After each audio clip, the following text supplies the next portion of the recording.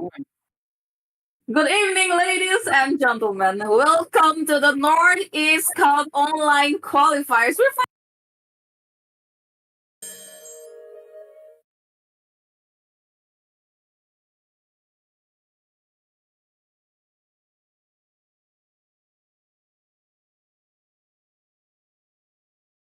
Facebook and Instagram for instant updates. All the links are in the description. Again, alongside me, let's make some noise for the Daisy boys who made it to international, Kronos and Lindell.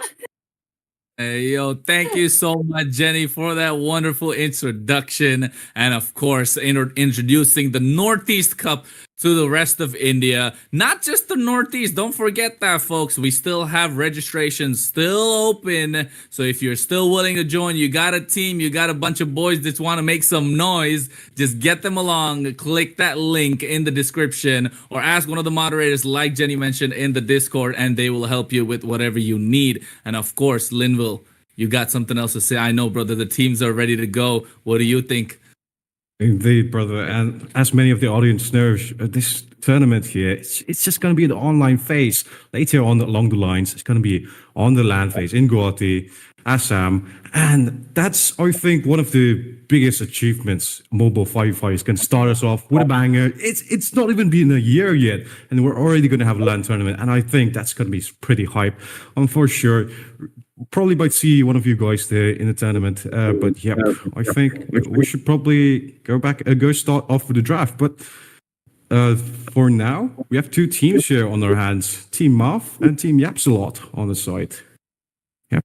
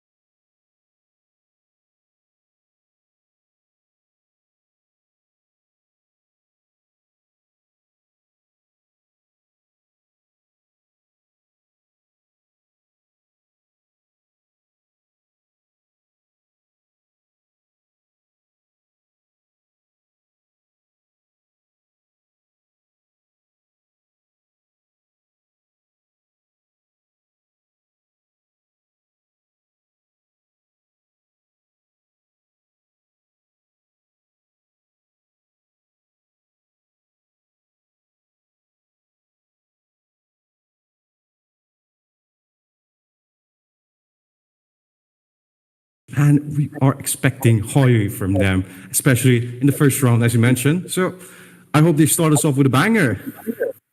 Yeah, indeed, Linville. You know what? I like that you mentioned these are most of the meta bands, indeed, but that Benedetta, not something you see quite often. So yeah, I feel like that's sort of a target ban on the other side. Maybe Sir Yap lags a lot. Will not be lagging if he plays Benedetta, but at the same time, I think enough respect is given to both teams because there's a lot on the line, folks. Yes, you heard it. The Northeast Cup is finally underway. Day one, game number one. We got more than enough teams actually taking part at this point in time. The registrations are still open, so if you want more information about it, make sure you join the Discord of Battle Knights. Of course, the link is in the description. And apart from that, if you need more information, you can always duke it out with the moderators, and they will provide you the information that you need. But look at those final bands, level the Moskov and the Fanny. Yeah, quite spicy. And Dubra here, starting us off very strong with the Edith. You know, I'm telling you, the flexibility of Team Mafia right now is showing as they go for the idiot pick here. Well, you could sort of argue maybe Edith as a first pick could be slightly unbalanced, but she's really good in meta right now. Very tanky, does a lot of damage, counters a lot of heroes, especially there's Brawl Rangers, who always come close towards the close range here, has the knockup, has the crowd control, and the burst. Could punish. Even this Ruby right here is quite deadly here by Navinachi. It's a very smart plays coming in from the side team Yaps a lot. They know their counters, and I think they might go for the assassin pick in this case. Yeah, and I think the Team Yapslot are looking to go down the assassin route, but guess what? Another sort of a counter to the assassins in the mid lane that Vexana been running high ever since that revamp that she received, not just to the looks, but also the skills. And guess what? That brought her a new face into the land of Dawn. And ever since, she's always been in the meta, dominating that mid lane and creating a wreaking havoc for the opposition, especially with an Eternal Guardian. But you know what else, Linville? For those of you, once again, who want to join the Northeast Cup, registration is still open. You got to make sure you download the game. The game is available in the Play Store, folks, only on Android at this point in time. And of course, if you want to be a part of the tournament, you got to play the game. If you're not playing the game, you can't be a part of the tournament. It's that. It's simple as that. But you know what else is so simple? In the turtle lane. But, War Machine gonna go for the ban in this case. And maybe look at the side of Team Math. They don't have the Romeo. They don't have the XP or Marksman Duba here playing it with Edith. Maybe some mind games. But yes, the Akai ban here, very smart coming in from Team Yaps a lot. Especially, Akai can just shut down Tigreal with the heavy spin. Even the Ruby sometimes if she plays too aggressive. So if this is really smart bans coming from both sides, even the Lunox here, very well played. Yeah, I think you're absolutely right. Given the fact that the Tigreal does want to provide that big 5-man implosion, the I'm Offended's coming in from that Ruby, especially that Zushin with that Lantern Flare, that little bit of a change that made to the mana when you're not using it on a hero does make a lot of a difference, and Akai could be the one that throws in the wrench in the works of the entire team, so they take it out. The Lunox, yes, it's a great ban indeed, Linville, like you mentioned, especially given the fact that it can, create a disruption, especially when Villo is going in for the Ogi Shadow Kill. So right now, these bans are coming in fantastic, left, right, and center. But guess what? Center stage taken right now. This final few bans should probably set the scene. And they take out the Terizla, the one and only big dog, swinging that hammer down in the EXP lane. Gonna be a problem. And guess what? Phobius was let through the entire time. Indeed, Phobius, quite a menace in these matches so far. He's just so tanky. Team Mafia, really smart plays coming in. The Ruby could go to the gold lane, could go to the mid lane maybe. I'm not sure. Don't quote me on that. But very smart, decisions being made all in all by both teams here. The War Machine gonna go the first pick in the second draft phase. This is gonna be a slight early pick as Roger is gonna be locked in here. Ooh, a Roger against this composition, slightly 50-50 against the Hayabusa, and struggles a little bit against the Vixana. He does need to be set up.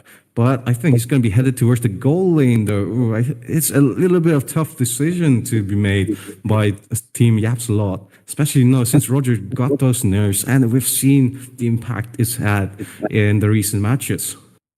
Yeah, you're right, Lionel. I was just about to say, I don't like this Roger. Yes, I was a fan of the Roger before. War Machine probably wants to go Lycan form, Lycan pounce his way to victory. But guess what, my friend? That nerf hammer that hit down Roger was quite a lot. His ultimate, just that transformation from the Lycan form to the human form, has been added quite a lot of seconds, and every second counts, folks, especially in the Northeast Cup here by Battle Knights. And this is going to be one heck of a game. But guess what? The stage is set for Team Moff. Linville, I know. You want to talk about that big bad Grok, indeed, especially in the wrong position, knowing that you are one of the best Grok players out there, not just in India, folks, but the world. That's why the man's here up on the desk casting, providing all the analysis that you guys need, alongside me, Kronos, of course. And oh my God, the link was left until the last pick. I don't know if it's a good pick though against this Grok and Harrod Neo here. The side of Team Math does have the early advantage, especially the burst here distributed in Magic Physical. The crowd control abilities from the Wild Charge, or even Duba here with the Rock-Ups. It's just a little bit hard to manage. Sure, the rest of your team does have a lot of crowd control abilities, but what are you going to use that for if the damage is not going to be prevalent, especially in the early to mid game phase when it's so crucial against this lineup that Team Maf has. If they are allowed to snowball, it's just going to be so hard for the side of Team Yapsalot here. You know, and as you added with the bonus, the Roger as well, War Machine. Yeah, Roger is semi good, but there's so many priorities to be set for that to be made. But yeah, Kronos. Hey, guess what, Linville? You're absolutely right. War Machine is going to have a hard time, especially after the nerf to Roger. But guess what, folks? We are ready to go into the Land of Dawn for the first game in day number 1 of the Northeast Cup, the online phase, ladies and gentlemen. We have Team Off on the blue side, Sir Yapsala on the red. My name is Kronos. I'll be the caster for tonight. Alongside me is Linville, the host. Jenny, thank you so much for introducing us earlier. But guess what? Right now, we are getting ready to get this underway. And right now, we got to see how it's going to go down, Linville. Indeed. And, you know, it's the standard rotations coming up there. Most of these jungles and vermers are going to mid towards the goal lane here. And looking at the side there, Grok is going to be on the bot lane. In this case, he's not going to be the roamer for this matchup either instead. Well, oh, looks like they're going on to 1, but I don't know if they can do enough damage, especially in the early game here. See that small little interaction? One actually tried to dash in behind, but at the same time, Vexana, Angry Cat, making sure she feels the wrath of the Vexana, getting a little bit of poke damage indeed down the bot side and freezing the wave towards their favor. But you can see on the top side, Linville Naveen right now hitting the level 4. It's a 4-man rotation, and looks like Duba here might be caught in a rock in a hard place. He might want to go, but realizes that and get out of harm's way.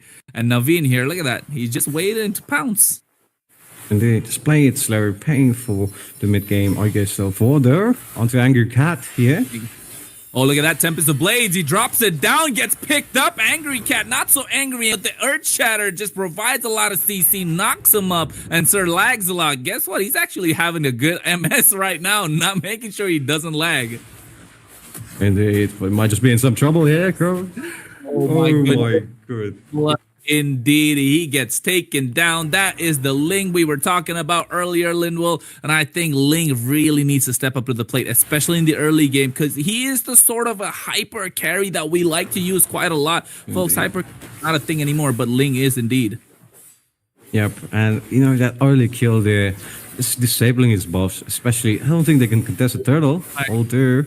Goodness, oh my goodness. Yeah. Like, what a solo kill down bot side and another kill here. And it seems like Team Mofford just taking over the map, and Naveen not able to do anything at this point in time. Just has to contest this purple, and one really not able to do much as well. Duba just in their face the entire time. But guess what, Linville? We failed to notice this Grok's actually in the EXP lane and not confusing Team Yaps a lot in those scenarios, and especially, you know, even in the top lane, you did see the Zushin and the was there facing against Neo, but somehow War Machine fell down and got taken off the kill. This is 3-0 right now. Currently, Team Math very strong.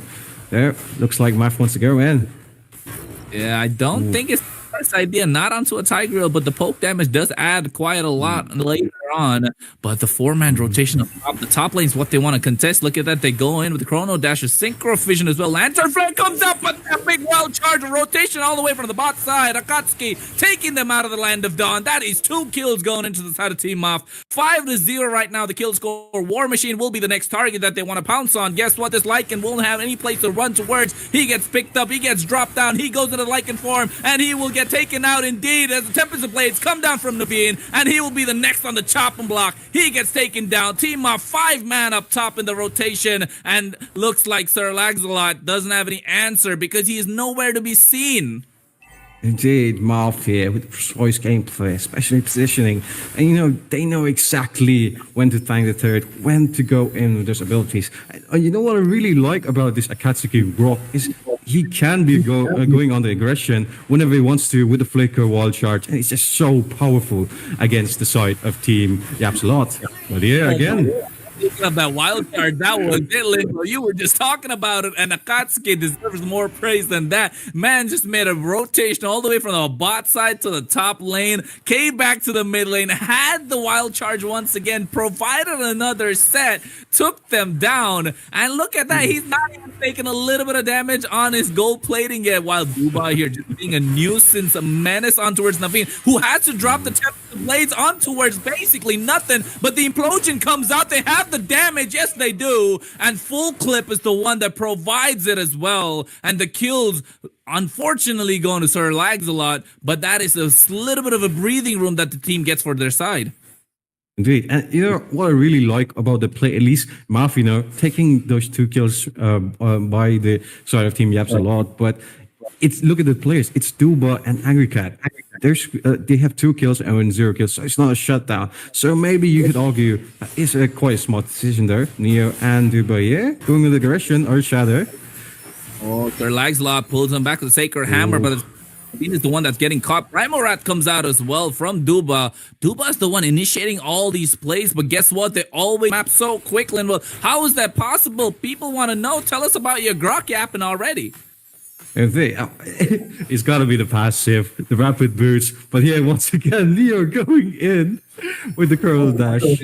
War Machine, Lycan Pounce tried to get damage, but guess what? The Zaman Force provide an extra bit of tankiness to Neo, while at the same time, the Quad Shadow comes out. Willow's on a killing spree and makes War Machine cry a little bit, but at the same time, the implosion comes out to Sacred Hammer. Sir Lagslot trying to do something for his team, but Duba quite tanky indeed. Naveen not really sure is the smartest idea. He gets taken down. No, he doesn't. Primorat comes out, but that is the wild charge once again from Akatsuki. An MVP performance so far. 3-0-6 takes down Naveen. 0-3-2 on a Ling. Not really sure if you're on the smartest decisions out of there, but at the same time, Linville, the next turtle coming up in 10 seconds. Does this turtle make a difference, or I don't know what's going on right now. This grok's been all over the place. Indeed, and yes, as you said, the turtle does make a difference with the recent change in the passive. It does give a little bit of that passive shielding, throughout the game. It sort of adds to the effect, especially since you saw Duba over there survive with a sliver of HP and the Primal Rat just giving enough shield for him to sustain the rest of that damage there done by the Ling, who is not having a great day right now. 0-3-2 Rakichi. Actually, it's just struggling now. But Ruby here. Oh, but at the same time, look at that. The implosion was provided, not enough damage. And guess what? Naveen gets taken out, but on the bot side, Neo tried to get something as well. And now they're just walking in their faces. And that was a Vexana just in the thick of it. Angry Cat just showing that they are angry indeed. But indeed. And maybe we could take a look at the item set. But never mind. Okay. Real play coming in by the Tigreal with a blue. That's a full 3-man. I'm offended with the flicker. Actually buying them enough time, and Naveen comes in. He wants to pick up the spoils, but guess what? He doesn't have the damage, does he? Tempest the Blades. He gets the shutdown. No, he goes on towards Full Clip. Who gets the triple kill? Willow, he does have the Ogi Shadow kill. The Retribution is there as well. That Flame Retribution, he can provide the damage, and guess what? 1 going in. He tries to clear the lane, but seems like he might get caught out. 1 against Willow, 12 against 9. We'll have to back off. Do not have the damage takedown. And that is the mid-game play we want to see from Team Labs a lot at this situation. Especially, they have the spike early game, they're lacking the damage. You have the crowd control abilities. We saw the perfect initiation with the Tigreal and the Ruby, and it was just impeccable. But it's a little bit of a chance, but the Shadow Kill might be coming out onto Ruby, no? 1 getting taken down. Go for the rest of Team Math to start off the Lord, trying to clear it off. Angry Cat with the zoning, Sir Lags a lot, ready to go in, possibly dodges the crowd control abilities, trying to zone out, and the Lord is going to be taken by Math here. Doesn't look like it's going to be contested. Duba trying to go in and set up for his team. Just plays on the aggression too much. Might just be punished like previously. The flickers on cooldown. But Tempest of Blaze to get out of there. He didn't even get the purple. Yep, indeed. Very unfortunate here. The Lord is coming up. He did use the Retribution. And this grok here, building with the mobility boots here. If you take a look at the items, the rapid boots alongside the passive effect, it's just so mobile. And then just he has been everywhere in the map, available for all those setups, all those damage, even able to melt the Roger in those cages. But Duba trying to go in possibly here, start off an early skirmish to disrupt the rest of Team Yaps a lot, splitting up wave sync perfectly. Just might go in after this Lord dives in the bot lane. Yeah, it is. And look at that. Holy defense gets procced as well. But the Lord's still quite healthy in the bot side. They're trying to take it down. Full Clip doesn't have the damage that he needs. The passive is popped once again. The Holy defense in the mid lane. Top lane is there as well. A lot of waves synced together. Seems like Team Moff actually get the inhibitor down bot. Slowly but surely they did. Next, they're trying to get somebody else on the chopping block. Seems like they understand it's not the right time to engage and back off. Indeed. And I guess it's a quite smart decision. They did take the turret for free, turret inhibitor, and Lord will be spawning in. So no need to risk it out. Just clear the mini waves. If Team Yapsalot place it on aggression, they know how to answer. And they've already seen the Tigger Ruby play, so expecting it. But in the mid lane here, on towards this, gonna push it out. Oh, Conceal comes out. Sir lags a lot. He wants to do something, but guess what? He has no space to do whatsoever because Akatsuki and Duba are right in their faces, providing so much vision, so much peel for Angry Cat that is very much needed, especially on a Vexana. And let's not forget, hasn't really, he hasn't really had his time to shine, to be honest. He hasn't dropped the Zaman Force. We haven't seen him dancing around yet, and that'll be coming out soon. Especially, I think it's because of this Ruby here, one just being a huge menace. And and my answer here, oh goodness. I'm not sure what one was thinking. I think he thought he already won, but guess what, my friend? You are 0-4-6 at this time around. Seems like he needs to find another way. They need to find another way. Yes, they had a moment of brilliance with that I am offended and implosion play, but that's what they need to rely on right now. They're going in. Oh my goodness, that chrono dash did. Split push in this scenario, as the rest of his team can't even walk forward. You saw the damage from Neo earlier. It's just melting even the frontliners. And if they lose another member here, I don't know how they're going to defend this law, especially, it's already past the 12-minute marker, almost the 13-minute marker, and, timing it off with a respawn, it's just going to be so difficult here for Team the Absolute, especially, it just might be it. Yeah, it should be, because that's the only thing that's left standing is the inhibitor up top, and he goes with the onward. One is the one that gets caught. Earth Shatter, he gets knocked up. Sir lags a lot, provides the implosion, but not on the right target, and they get quite a lot, along with Akatsuki. The wild charge, Tempest of Blades goes up, but there's nothing that he can do. The base crystal is the one that's exposed, and seems like Team Moff didn't want to waste any time at that. They cracked it open and took it down as soon as they could. A dominating performance for Team Moff, 21-6, Linwell, and seems like they had a field day today. Indeed, and it's been so logical, as in like musical. Just looking how Team Math plays, getting ready for the initiation. Dubot's ready whenever. He has always to be aggressive to keep the Tigreal and Ruby in check. He was answered for it in one scenario, but that's pretty smart coming in. Akatsuki. You know what, Linwell? I think I'm just nitpicking here when it comes to it, because I did see Akatsuki on the Impure Rage instead of like a Lethal Ignition, although you went all damage. Yeah. You think the is a little better, or is that still kind of living in the past, given that mana doesn't exist on Grok anymore? What do you think? The latter, living the past, but it's all right. I mean, he's going full damage. He's trying to get as much as he wants. They won. What else can they say? But guess what? Jenny just popped up on the screen. Hey, Jenny, what's up? How did you enjoy that game, bro? That was an absolute banger for the first one, wasn't it?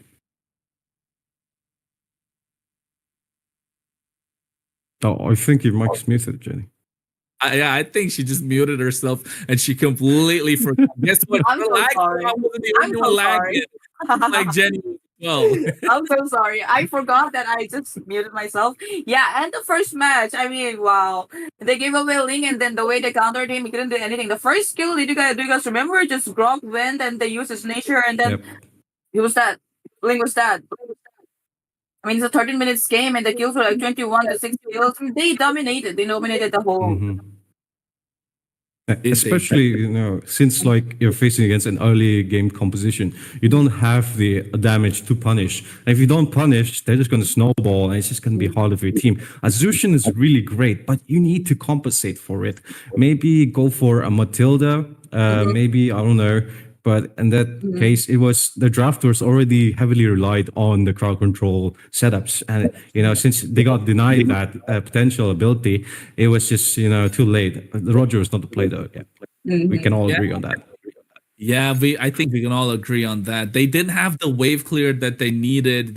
Yes, they prioritized on the CC, but you're taking something Yeah. away. That perfect balance wasn't there. But a team Ma found not many recall taunts that we like to see, but a little bit would have been fun. But for a game number one, I think Jenny, that was an absolute cracker. Yeah, I love that. I love seeing Math play, to be honest. But again, guys, don't go anywhere. This was just the first round. We got a first match. We have like 5 more matches today, right? And if I'm not wrong, I think Team Mavericks and GRM might have the match might have been cancelled. The second match will be Megatron versus Lafu Kabi or Viking. Wait, I'm a little confused over there. Megatron X Lafu Kabi versus Viking. That's gonna be the next match, guys. So don't go anywhere. Stay right in. Right.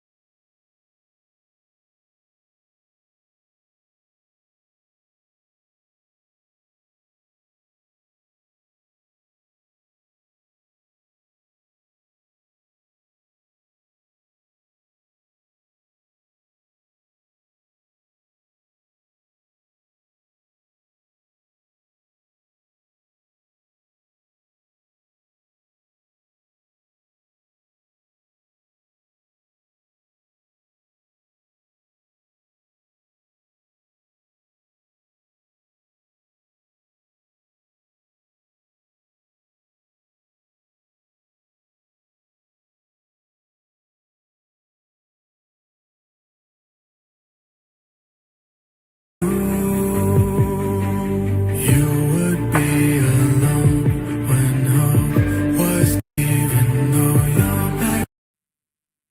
Hello, guys. Welcome back. Well, it has been a hell of a match, the first match, and we're back with the second match. We're starting soon. We're just waiting for the players to hold in, and then we're gonna go back to the draft. But again, once again, make some noise for the Daisy guys who made it to international, Kronos, and Limo. Hey, bro, I think you said it the first time, Jenny, but guess what? The audio did not come through, folks. So unfortunate enough. Unfortunate. Yeah. What? You can hear it once again, that wonderful introduction that Jenny gave last time as well for the Northeast Cup. But you know what, guys? You know what I was so excited about? Seeing that transition, that way, the Northeast Cup coming in and, the whole shebang. It looks so beautiful. I'm just so excited for the entire event. Indeed, very how much about Limo? so.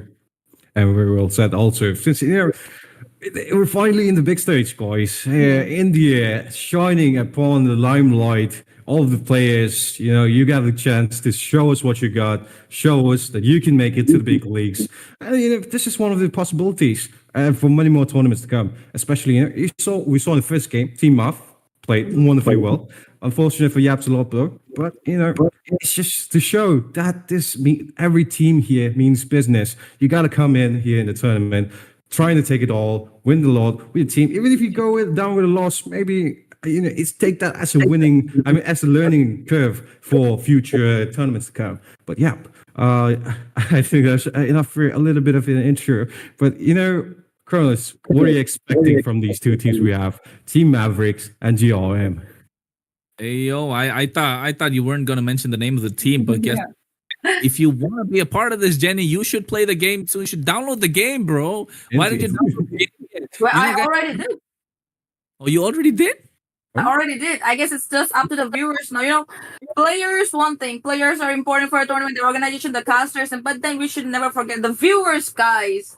Oh, In the first match, we hit like a 500, almost 500 or even more than 500. But I think later on tonight, we also have Evil Esports playing who have a really good, huge fan base. So I'm expecting that maybe tonight we can hit 1,000 live viewers and more. And if we do, we're going to host a lot of giveaways as well. So guys, Share the stream ASAP. Share it. Get all your friends. Tell them that okay, this is happening. Northeast Cup is taking place. The first LAN event, and we already have 500 people watching.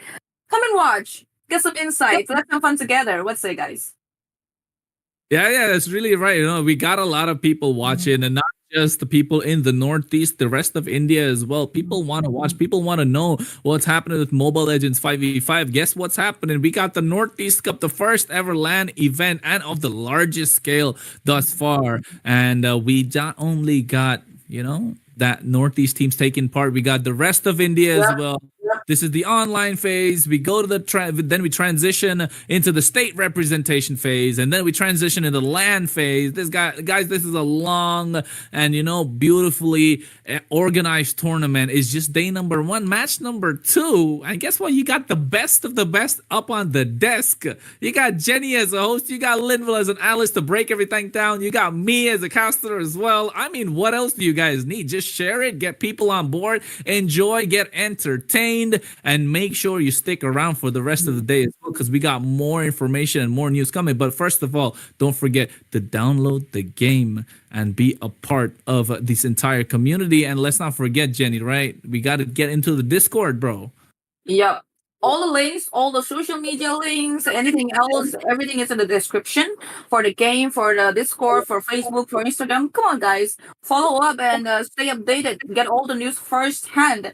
And again, this anniversary event is going on. So install the Mobile Legends 5 app and benefit by getting all the skins, all the free skins, all the free stuffs. Come on, man. Get it all.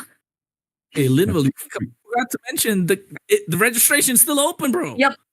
Oh yeah. Okay, guys, the registration is still open. We're expecting about 512 teams in total. I'm assuming. So there's a lot of open slots. You still have a chance to shine on the big stage. There are a lot of nameless teams out there, and maybe this could be your opportunity in the big stage. Possibly against, if you go toe to toe with one of the top teams, your name might be set in history, especially in the Indian esports scene for Mobile Legends 5v5. But yep.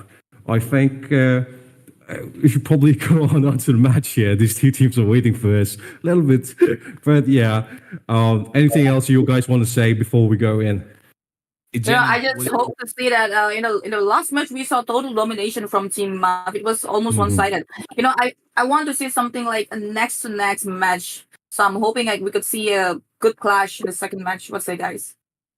Yeah, absolutely right. And on that note, Jenny, I know you want to take a backseat and watch the game as well and enjoy it, just like our viewers. So let's get into the draft. We got Team Mavericks on the blue side and GRM on the red. No strangers. These once again big shots in the Mobile Legends 5v5 scene in India. And for now, I guess surprise, we got that desert man out of there. Not gonna see the lead anymore. It's just dessert because it was so sweet seeing him in the land of dawn.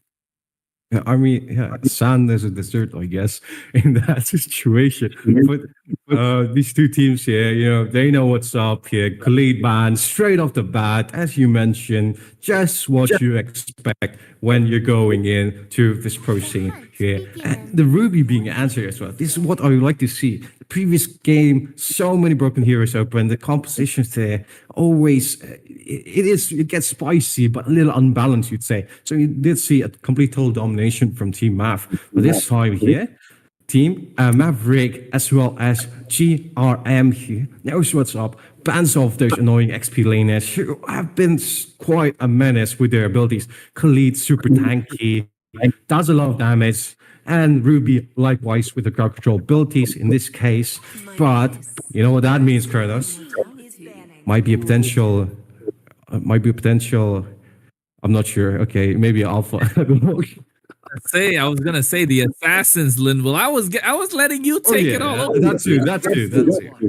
Hey, see, look at that. The assassins are definitely gonna be on board, but they realize that they want to play an assassin, so they take out the Ling, and which is gonna be a little bit of a problem indeed. And the Hayabusa is still left open. You got the Nolan that's slowly been creeping up here and there, especially with those fractures. The Rift has been providing damage. The Alice, however, Once again, a problem in the gold lane. Can be flexed into the jungle. Can be played as an EXP laner. Some people even play it on the mid lane. I don't know what's up with the Alice. You guys have to figure it out. Just can't be just throwing her down every single lane. But at the same time, both the teams, I think this sets up the stage for the first phase of the draft, doesn't it, Linville? Indeed, very much so. But you know what counters the assassins, Carlos? I like to see a Mincetar on one of the opposing ends here on both sides. But especially with those hooks and kings calling, we know what these players are capable of, and I'm just hyped for it. But so far, the band's coming up. Blue team, the Phobius, the Alice, and the Khalid, very wonderfully thought out. Alongside red team here, Ling, the Ruby, as well as a Chip, who is very smart considering first pick is going to a blue team, and Chip, you know, is quite a menace. She did got enough to his passive, but in the end, his ultimate got a buff, and that's like huge W for his rotations, especially for this team fight stat. A lot of these teams like to have skirmishes, and with the Chip, you know, just available at any time, go for a split push. But this time, once again, it's an needed first pick, guys. Yeah, it's got to be the Edith. Why? Because you can flex that pick not only to the EXP lane, yes, into the roam position, but I've seen a little bit of it creeping up in the gold lane. Not a fan of it whatsoever. I know Scared are watching abusing me out there saying you like the gold lane. But guess what? We see another flex pick coming in, Linwell. We got the Sicilian. Yes, he's a mid laner. Yes, he's a mage. But at the same time, that buff that he received, putting him into the gold lane makes sense as well because he has that bat impact to provide the damage. And they get another flex pick. This Hylos flex picks all over the place, folks. It's got me in a list, but at the same time, another one. Export, what's going on, Linwell? These people are throwing us for a doozy. Lunox, come on, Lunox, blue team, you got this. Go for the Lunox. Aurora, okay, fire ice combo here. Hey, that's pretty fair, I'd say. Blue team, yeah, 16 mirrors and Cubo alongside with those flex picks, as we mentioned earlier. They do have really early revealing their cards. So now that shows the Sicilians in the mid lane. You got Nathan in the gold lane. They got the late game damage, baby. They got that piling up to the extreme. They're going to do all that they can and quite a lot of magic damage. So I know for a fact they don't need any more magic damage. But at the same time, they take out the Harith, which will be a problem in the gold lane against this Nathan. So he here. I know he's got a lot of he's, but I'm going to say he, folks. But will he get the last laugh? That's the question, Linwell. Indeed. I think they do stand a really good chance here. As you said earlier, the magic damage is a lot for the red team. But in this case, you know, you can predict their draft. It is quite simple. The gold lanes, as I said, the magic lanes said, they can't go for Julian jungle or some other thing shenanigans here. So it's quite obvious to go for either Nolan or the Hayabusa in the jungle lane. If they go for the Roger, it's kind of bad going against this Aurora. But you know, Claude Bandier coming in from the red team as well. Very swell. Yeah, and I think it is smart bans. They got to take out the gold lane competition, especially the ones that can actually provide quite a lot of dive in the form of this Claude. Yes, he has the BMI, the Blazing Do-It, just going to go into the back line, create havoc once again. Especially given the fact that he has no mana. Yes, he received that rework, folks. But, you know, get back up to speed. I don't know where you guys are. But right now, we are in game number 2 of day 1 of the Northeast Cup. Team Mavericks on the blue side, GRM on the red. 5-5 bans all set in match, folks. And we got the Hayabusa and the Bane on the blue side as well to finish it off. But guess what? The jungle, they're looking to go down the Martis. We haven't seen that for quite some time, haven't we, Linwell Gushen? But they go into the form of a CC in the EXP. So revealing their cards finally. Hylos is going to be in the roam position along with the Sicilian, you know, providing the front to back composition. That's what they're going for in the side of Team GRM. But Team Mavericks, they got this fire and ice combo. Linville, I know you love to speak about that, so take it from me. Indeed. And, you know, just going to see wonderful team fights here from the blue side here. And Zen picking up the CC is really smart. If you lock in the Expo with one of the teammates, it's just going to prevent him from diving into the backline. And you see here, Expo doesn't take the retribution. Are they going to switch it up with the draft a little bit? Maybe. Waves does hover over the Beatrix over there. So who's going to be the jungler? We know on the Carmilla in this case, still thinking about it. time running out. T-3 locks it in. It is going to be Kuro still on the jungle. This case though, but Ryu, a Gusion out of all heroes in this case, after already 3 magic heroes from the side of the red team. This is going to be quite surprising if he locks it in, but no. Okay, Hovers of the Fanny could be a very good pick here, since you don't really have those targeted markers here for the Fanny. Sure, the Aurora could stun her and freeze her, but it is slightly difficult. You know, the cables are flying around the battlefield, so it's going to be quite hard for blue team though. But a lot of picks to go. A lot of picks to be decided, has a lot of options. Ryu does know the drill, and Assassin main could go with the Nolan and get the flash clear ability. Upon the edge. Well, dude was teasing us the entire time. He showed in a Gushin, went from that to a Lancelot, showed up the Fanny, and guess what? He stuck with the Nolan. And, I know, Ryu, you're a tease for the side of Team GRM, but guess what? Team Mavericks are not going to leave that stone unturned, because not only does Team GRM want to run with a front-to-back composition, Linwell, seems like Team Maverick as well are looking to go for their front-to-back composition with that Beatrix and Aurora on the back line. You got Edith to provide the front line. You got Carmilla to soak up all of that damage, and especially Xborg to finish them off. So, Linwell, what do you think? Which team are you in for this time? Well, I'd like to favor the side of Team Mavericks, but Team GRM just has a very strong potential, especially with this Nolan to snowball. If he knows what he's doing, he can get those levels up pretty fast, and the team fight is going to be quite explosive.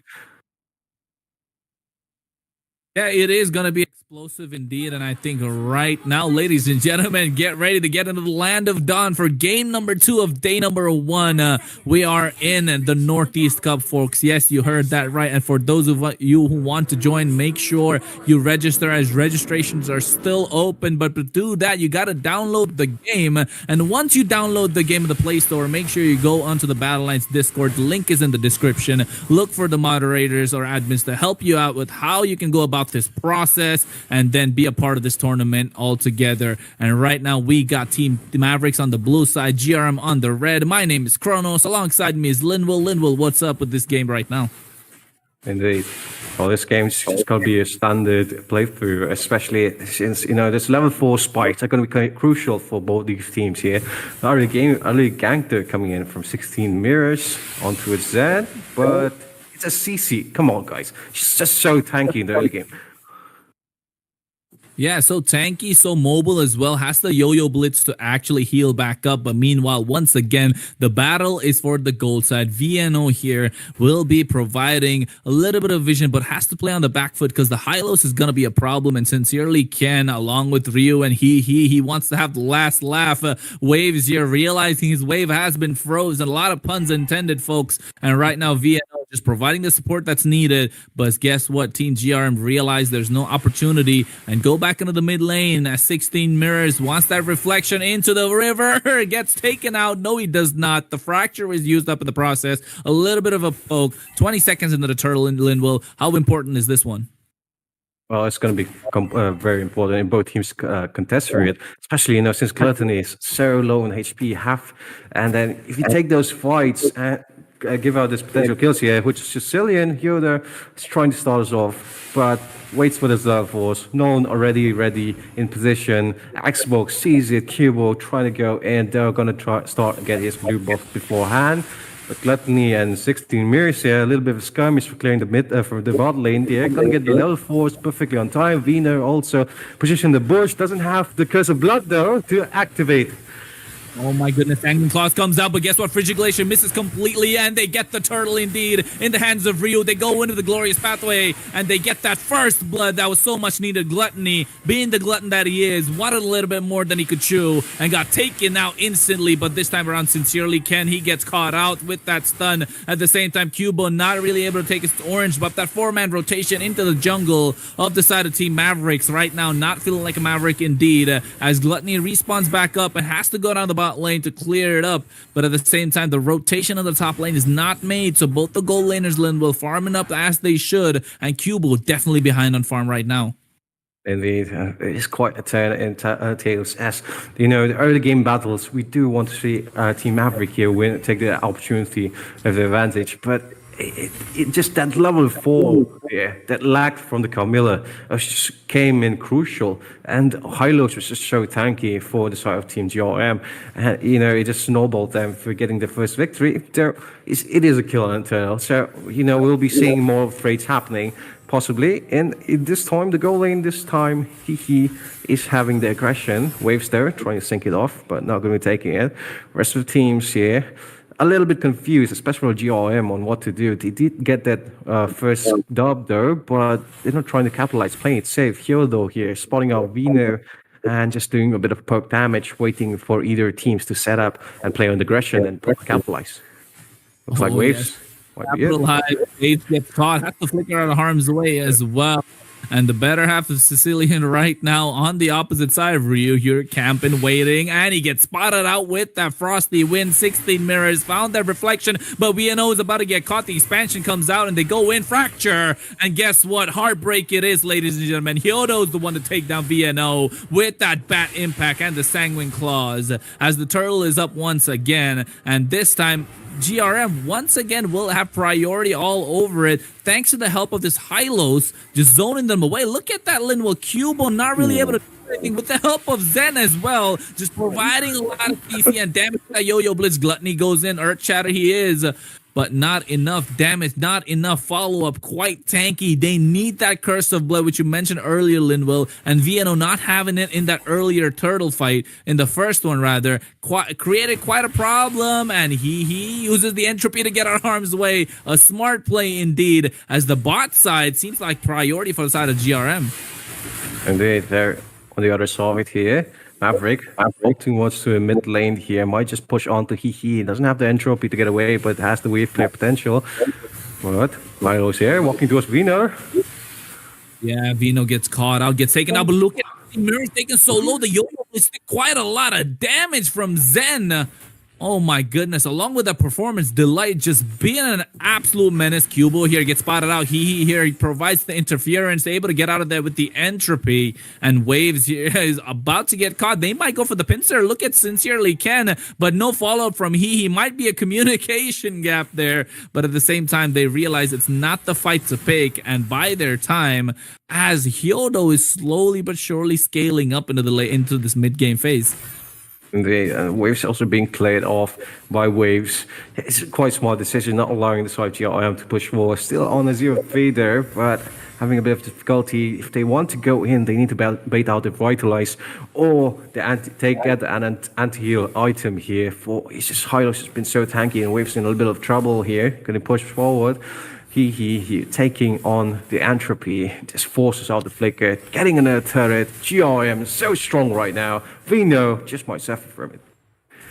Yeah, he might suffer from it indeed. You mentioned it, Linwell, and guess what? He wanted no beef of that, especially given the fact that Sicilian on the other side, not Valentine's Day indeed, folks, but at this time, Gluttony gets caught out, and look at that, they go in. Bennett's rage is used. Vienno provides the link with the Curse of Blood, but gets taken down, and there it is, the lasting insanity comes out. They get one. Will they get the second? No, they don't, but at the same time, Ryu goes on towards Waves. Waves in Rock and a Hard Place gets taken down with the fracture and the expansion. Those risks really creating the dimension that they needed. And right now, once again, GRM, this is the third turtle of the game, stacking up on those defenses, the shields after everything that happened, and now they get priority in the mid lane, cracking open the jungle that they so much need.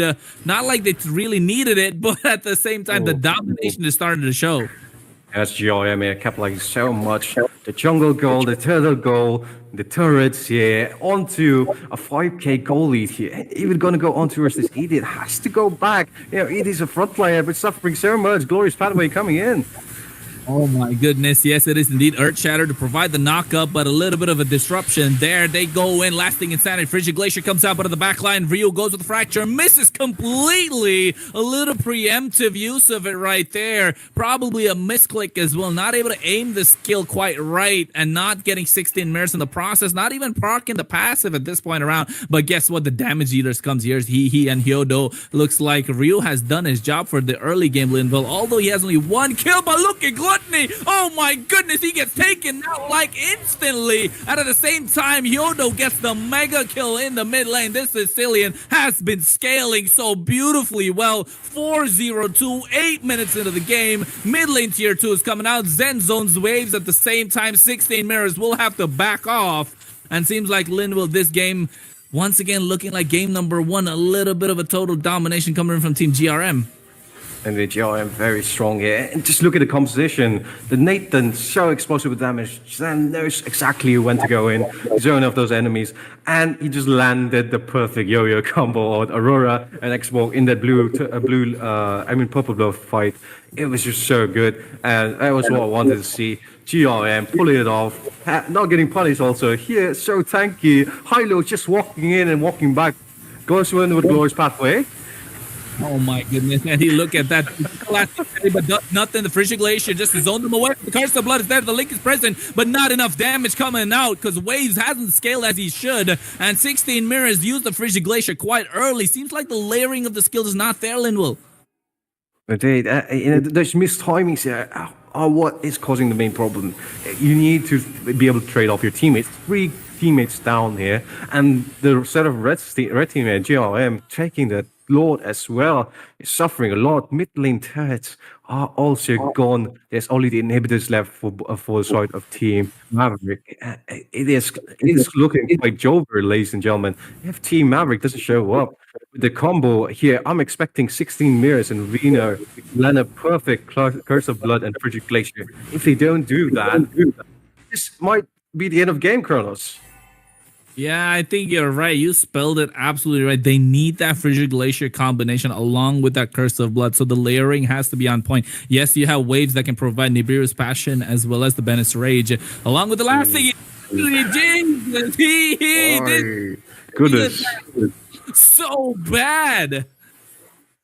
That was just insane damage coming in from Hihi over there, but the mid lane third is going to be marching on forwards. Gluttony trying the zone of Zen. Not going to find it there. They still have the Glorious Pathway to go in. They just might do so after the Holy Blast locks in. No, doesn't go in. But VNO comes in, and Zen there gets taken down by Waves, who was forced to flicker aggressively to make sure they get at least 1 kill on the board and something in the process while defending their base crystal. And they getting the item spike there, very crucial, especially there's that little bit of itemization, just giving enough damage to finish off Zen there, who has been going off unpunished, survives with a sliver of HP, the high lows, and even real there on the Nolan with the Curse of Blood, survives. And that is a very difficult position. If you manage to get the shutdowns later on, it just might be enough for your team to get a comeback. In this case, though, although they do have the defense items and the damage enough, though this Beatrix does need that Malefic Roar to burst down the rest of these frontliners, but he trying to go in and get frozen there. Linville, did you see that damage? You saw that back. In fact, he almost out the Faraga armor. Oh my goodness, I'm not sure how they're gonna go. This Sicilian is 6-0-4, 12 minutes into the game, Linville. He definitely should have his item power spike, and I don't even want to know what his stacks are. Let's be honest. What do you think, 300 at this point in time? Maybe it might even be more here with how much Yoda has been stacking off.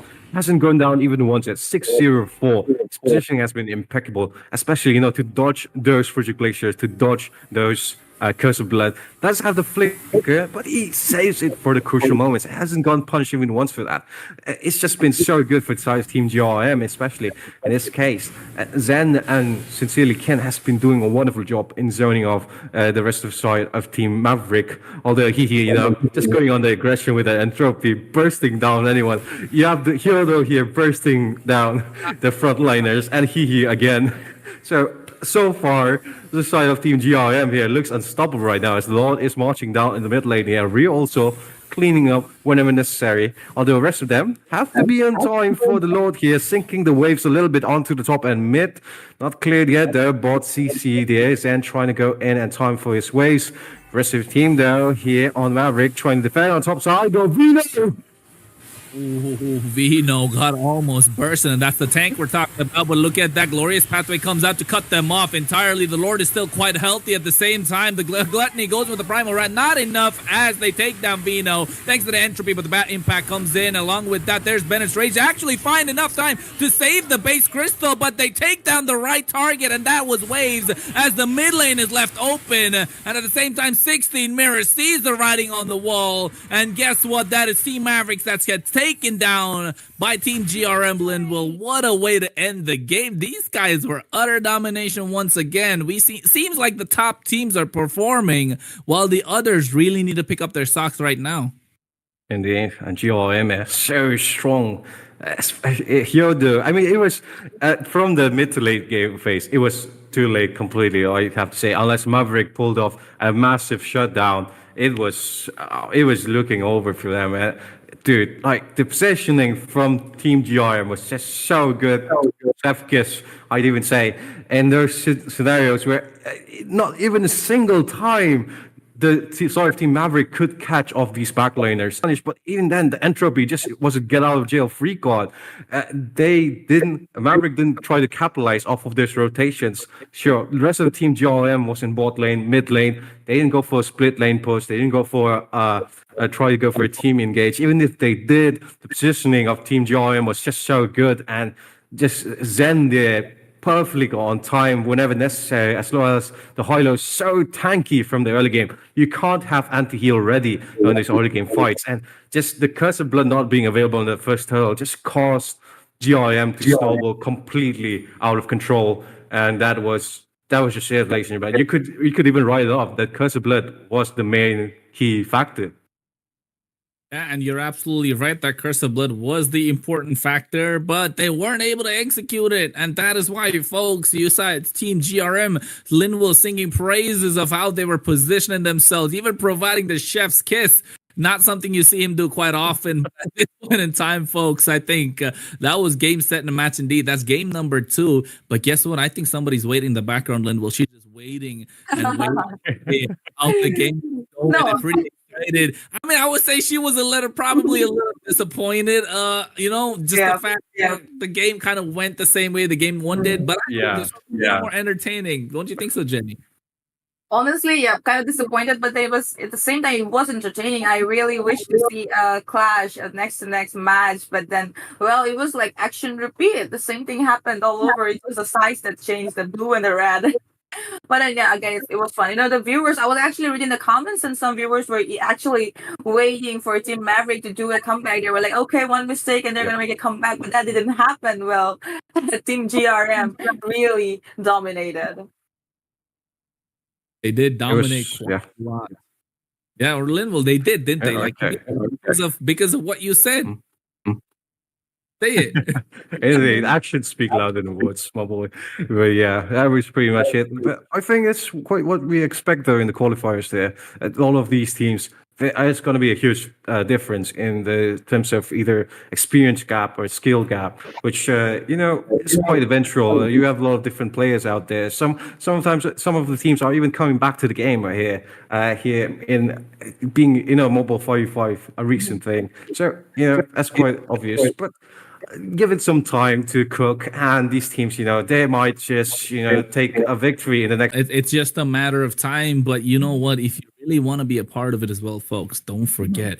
You gotta download the game, which is there in the Play Store. After you download the game, look for the Discord of Battle Lines. The link is in the description. And once you get there, you ask the moderators, guess what? Hey, this tournament's still valid? You know what? The registration is still open. You gotta make sure you register. And we want to see you not just battling it out, not just duking it out in the online phase, but we want to see you guys even in the LAN phase of the event. Maybe you get a chance to represent your state. Of course, you got the 8 Northeast states along with one other, which is the rest of India, which got 2 other slots. I got a whole video that's explained. That's there in the Battle Lines YouTube page as well. You got to click in the YouTube and find that video. And the explanation is all there. How to register for the tournament. Everything is provided, folks. You got everything that's needed for the tournament. Everything is provided, folks. You got everything that's needed for you to make it an absolute absolute blast. So right now,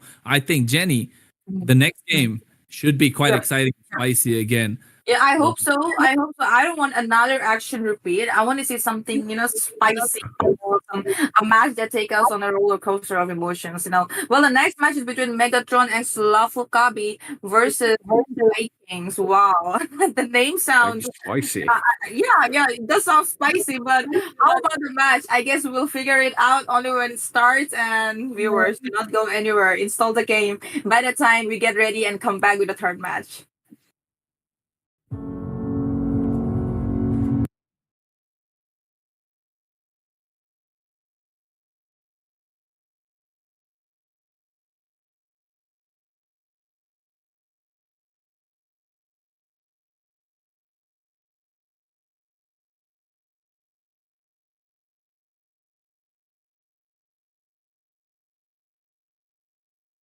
East Cup online qualifiers. As we all know, that our beautiful casters have actually done the introductions. I'll just give you guys a recap. This is going to be the round one, day one qualifiers match. That means this is going to be a and Yumena. Hello, both of you. How are you guys? Hello, PG, and that was quite a wonderful introduction. Thank you so much. I'm quite excited to see how this game would actually go on. Excited to see how this game would actually go on.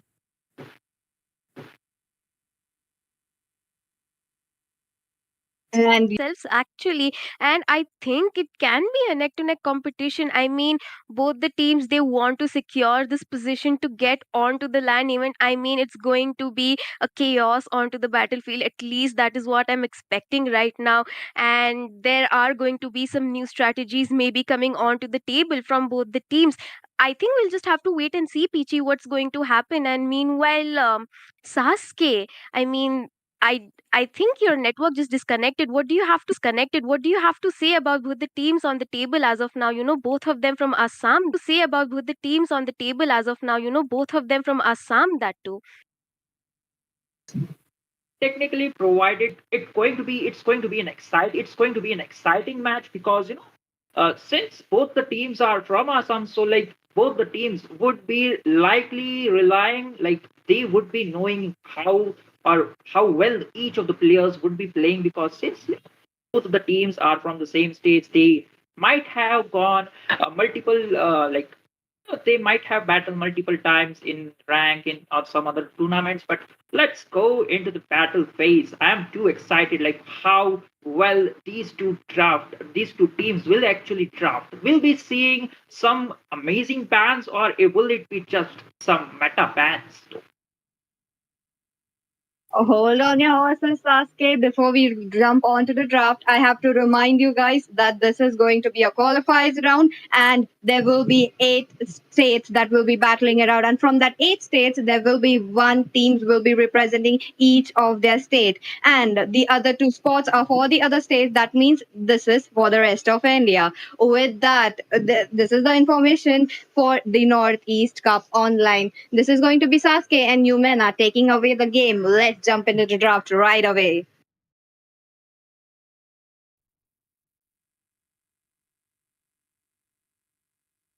Well. Jumping on to the draft phase, Sasuke, we see right off the bat the off. I mean, quite a meta ban coming in from side of White Kings right here. I mean, it's really viable. We do not have to say a lot about that, but let's just go ahead and first talk about both the teams. I mean, we are very well versed with Team Lafu Kabi as of now. They have been climbing onto the borders of the nation right now. They are being known by a lot of tournaments as well. So, what do you think? The strategy from Lafu Kabi is going to come. Are they going to stick to their game strategy that they have been showing us in the past tournaments, or do you think they have something new up their sleeves right now? Matter has changed since a long back, so I'm hoping they might have something sneaky in their hands, because the old sneaky draft won't come in handy just in case. it would come 1 or 2 rounds, but not against a good teams. And this time, both the teams are looking really good because the bans. We can see there is the Khalid ban along with the Valentina, so quite a viable options for both of the teams. Though, along with Lafukabi banning out that Ruby along with the chip. So we know like these heroes, they bring out a huge team fight asset, the potential. Talking about the chip, the ultimate is quite a nuisance, bringing out the early game. Well, I do quite agree with you right there. I mean, despite the changes and the cooldown changes that he has received on his skill set, he still is pretty annoying. He can provide that map control to your team by The teleporting Immortal One himself and chose bringing me to along his vanquish team. the For that shadows matter that of fact, plague meanwhile, this Suyu world. getting banned right off the bat. I mean, we do know pretty strong contender both into the EXP lane and jungle position coming in. Meanwhile, Viking going and locking on that Vixana right off the bat. I mean, despite the X board, the Ling, and the Hayabusa is still open onto the Everything table, in the and that wind. gives Lycan a free space to go ahead and secure the jungler for their team. Meanwhile, you still have the Aurora open, you still do have the Lilia open. These are the kind of mages that are kind of popping off right now into the mid lane, Sasuke, and you do not want to have to deal with them onto the enemy side. Meanwhile, you still have the potential of picking up the Carmilla right off the bat, unless you have something other than that up on your sleeve. But what do you have to say about this Vixana coming in as the first pick? A Juliet, because things are already looking well for them since they got the Carmilla along with them. They got the Vexana though. Well, I do quite agree with Perhaps you right there. They are going to go ahead and secure that Carmilla. We do know how annoying she is, especially onto that lane gangs, onto the team fight. The potential is really high. You do have the Eternal Guard as well for the backup coming in with Yuri on the Vexana right here. Meanwhile, you still do have a lot of options open onto the table. I mean, Team Lafukabi can go ahead and secure that Xborg unless they are sending Mina onto the EXP lane right there. I mean, both the teams looking quite strong as of now. You have the Ling, you have the either to soak up the damage to be the front line for your team. They are taking their time into thinking what they want next. Maybe a Claude could be a really good option right off the bat at, if you are not going to go ahead with that. But a CC pick coming in, oh, I think that's a Harith for the gold lane, which Quiet tells us that Mina could be onto the EXP lane right there, Sasuke.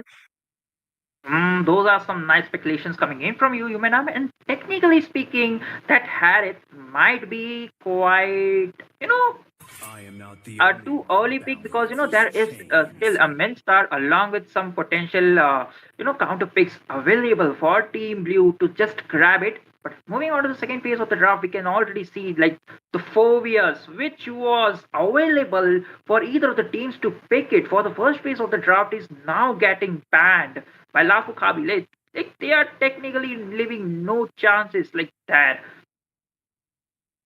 I do agree. I mean, it was quite open onto the table. I mean, you do not want to deal with the Fovius along with the Vixana and a Carmilla onto your team. That's a quite smart ban coming in from the side of Team Lafukabi. You still have the option to go ahead and ban off the Lunox. It Pain can be quite a is the menace if proof that Team I'm still Lafukabi is going to go alive. ahead and pick those heavy frontliners coming in for their team. But meanwhile, the Brody getting off banned off the table right here. I mean, a really good answer coming in for those tanky team comps, since the early game potential that Brody has is well stronger compared to other goal laners in the current meta. But I think the Ixia is also popping off lately. I mean, not a lot of people um do know how to use it in a very strategic manner. But you still have Let the them Claude play the open, but they are hero. going to go ahead and ban I that will be the Yuzhong for truth White this Kings world right there. desperately Maybe they have needs. done some research onto each other. It could be a respect ban coming in, Sasuke, for all we know. Mhm. Well, that could be quite a case, but since Lafukabi have already picked down the Harith in the gold lane, so I'm quite not sure. Like, why would you ban out that Brody? I mean, you could probably ban out a mage or maybe a EXP lane though. But looking at the draft, we can see like the final ban coming in from Team Blue will be that CC ban. mean, that was quite some mind games being played from Lafukabe since they showed down that CC and picked down that Harith within an instant. So, technically speaking, that was some quite mind games being played off. Where there is light, there are also shadows. Well, that is right. And as we are continuing on to the drafting phase, I just want the viewers to ask what team are they supporting as of now, because the drafts coming in from both the teams are looking quite strong. I mean, I'm kind of leaning more towards Lafukabe because they right off the bat went ahead and picked that Luoi. It's going to be really, really strong into the mid lane as well as onto the team fights. The diversion plays are going to be really important in this match, Sasuke. I mean, if you want to have those successful ganks, meanwhile, we did forget about the Mincy Thar right there, Sasuke. Arcane kind of hovering over it onto for the goal lane. I mean, quite a good answer for the Harith, in my opinion, if you ask me. But once you have baited the King's Calling, it can be a little difficult to control that Harith in aspects of damage that is going to come out from him once he manages to get his Holy Crystal onto the table, Sasuke. Hmm? Well, Myths are quite be a good answer pick for the Harith, but again, inside the King's Calling, like the whole enemy team would be just marching down and focusing on that Harith. So I mean that could be a good chance for Zozo to use his yin yang reaction and provide the insane amount of CC. Along with that, if you pair up with the knockup coming in from Edit, well, that would be just a cherry on top for Team Lafukabi. And speaking of, the final pick for themselves would be the Akai. So, in terms of CC, along with the damage, Lafukabi definitely have an upper hand. But Team VB, they have the Carmilla. So, that particular hero, I would like to highlight, like, it is a table turning hero. Like, the Cursive Blade binding down 4 to 5 enemy heroes, and the damage being popped out from the team is just too insane. I agree with you. I mean, the tables could turn if Gosu General, 24 Gosu General, manages to land the Curse of Blood on point at least onto 3 people. But you do have 2 mobile heroes coming onto your side. You have the Harry with the Chrono Dashes. You have the Dashes coming onto the Link. It could be quite difficult to, knock them down with the Curse of Blood. But we'll have to wait and see. Meanwhile, the Akai being picked off by K right there. I mean, a really good answer, to disrupt the team fights that is going to come in from the side of Team Vikings right here. Argus pick really interesting in my opinion. Along with the Inspire, it's going to be quite, dangerous, and it could hurt onto the late game if you're not able to, shut that down. But before we get onto the draft and before we jump into the Land of Dawn, guys, please. Is available on the Play Stores. And moving on to the draft, moving on to the game, we can see like pre-standard rotations. Wait a second, Akai with that Zuzu looking down, they are just chunking down that minion away from Hayabusa. They are, getting that creep off of the table for Hayabusa. I mean, really smart play coming in from Lafukabi. Meanwhile, Arcane being poked down by Mina right there. I mean, they are trying to get some pokes onto their table. Look at that, Sasuke.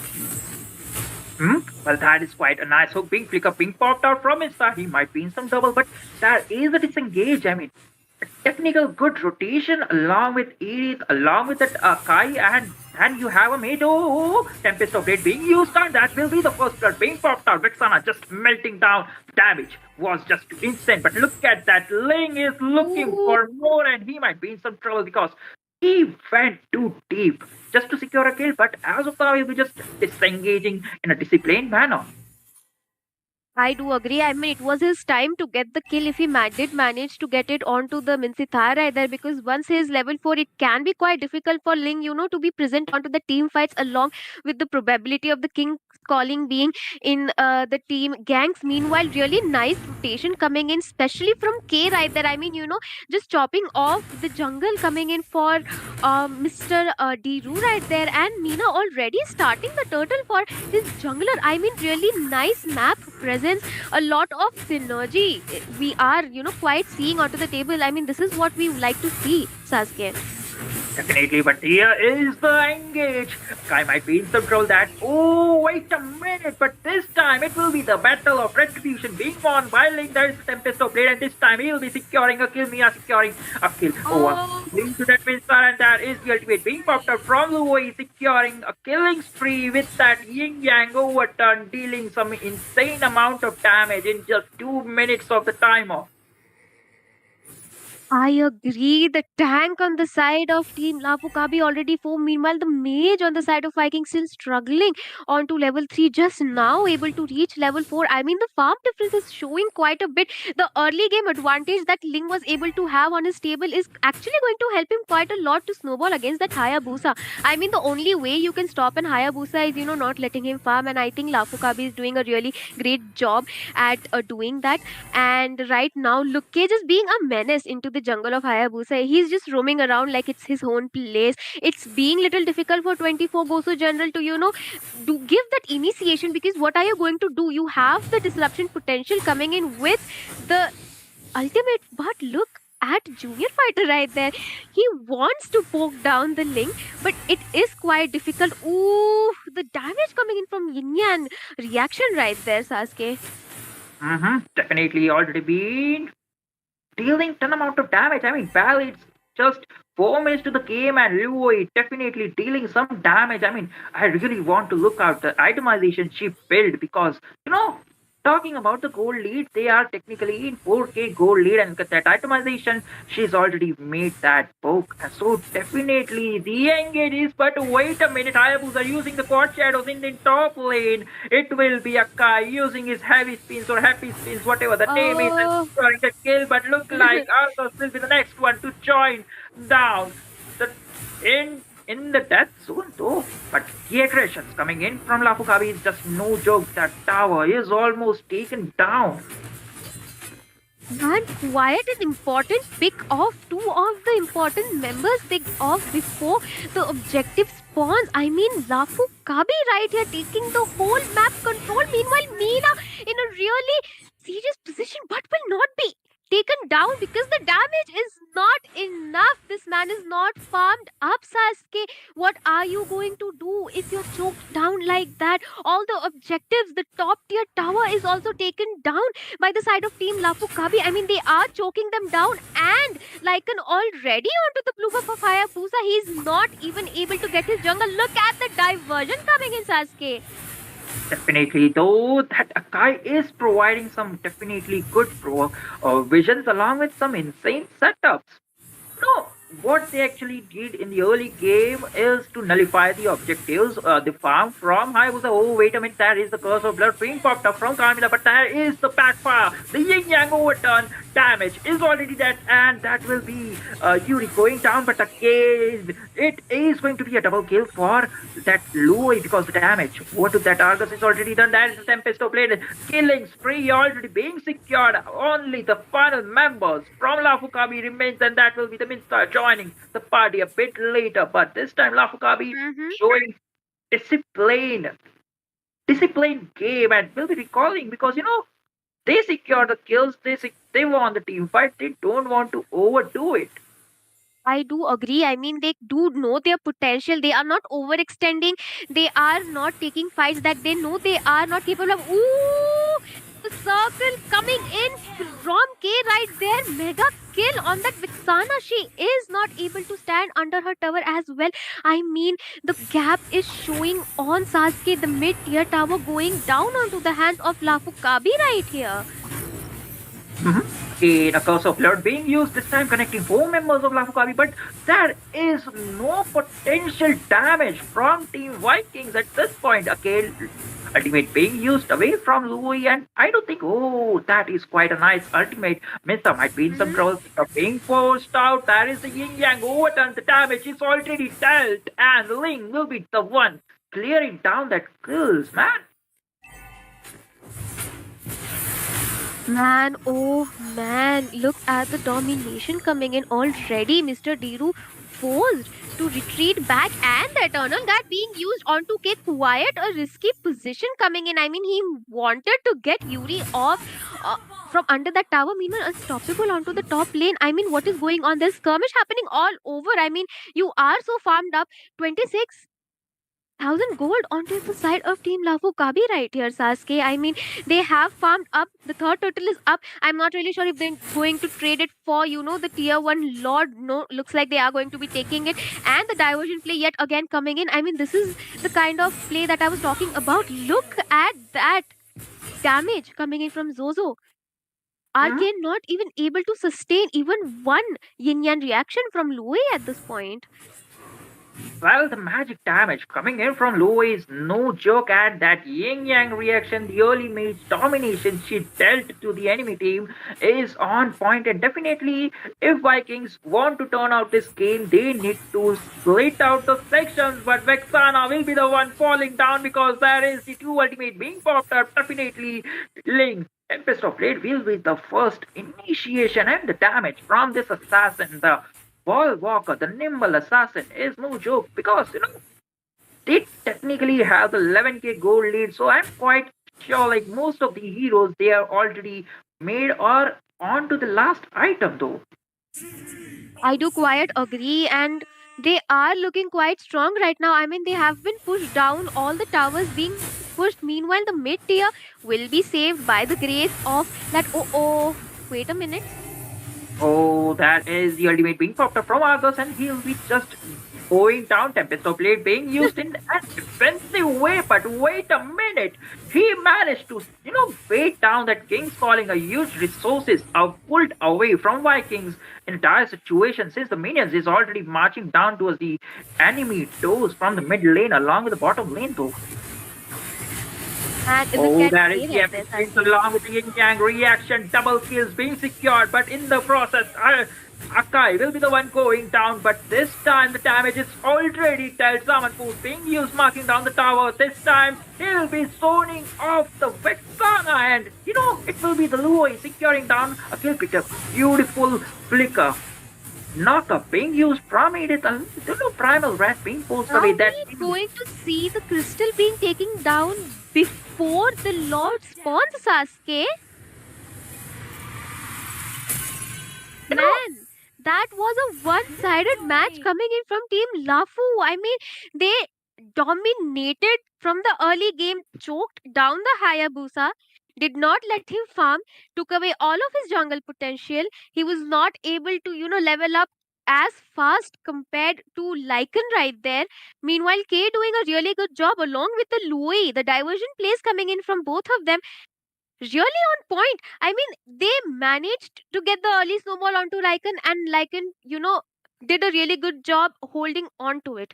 And Team Viking right here kind of falling off onto draft as well, in my opinion, Sasuke, because the Argus pick, I mean, I'm not really sure what that was going to do for you onto the gold lane.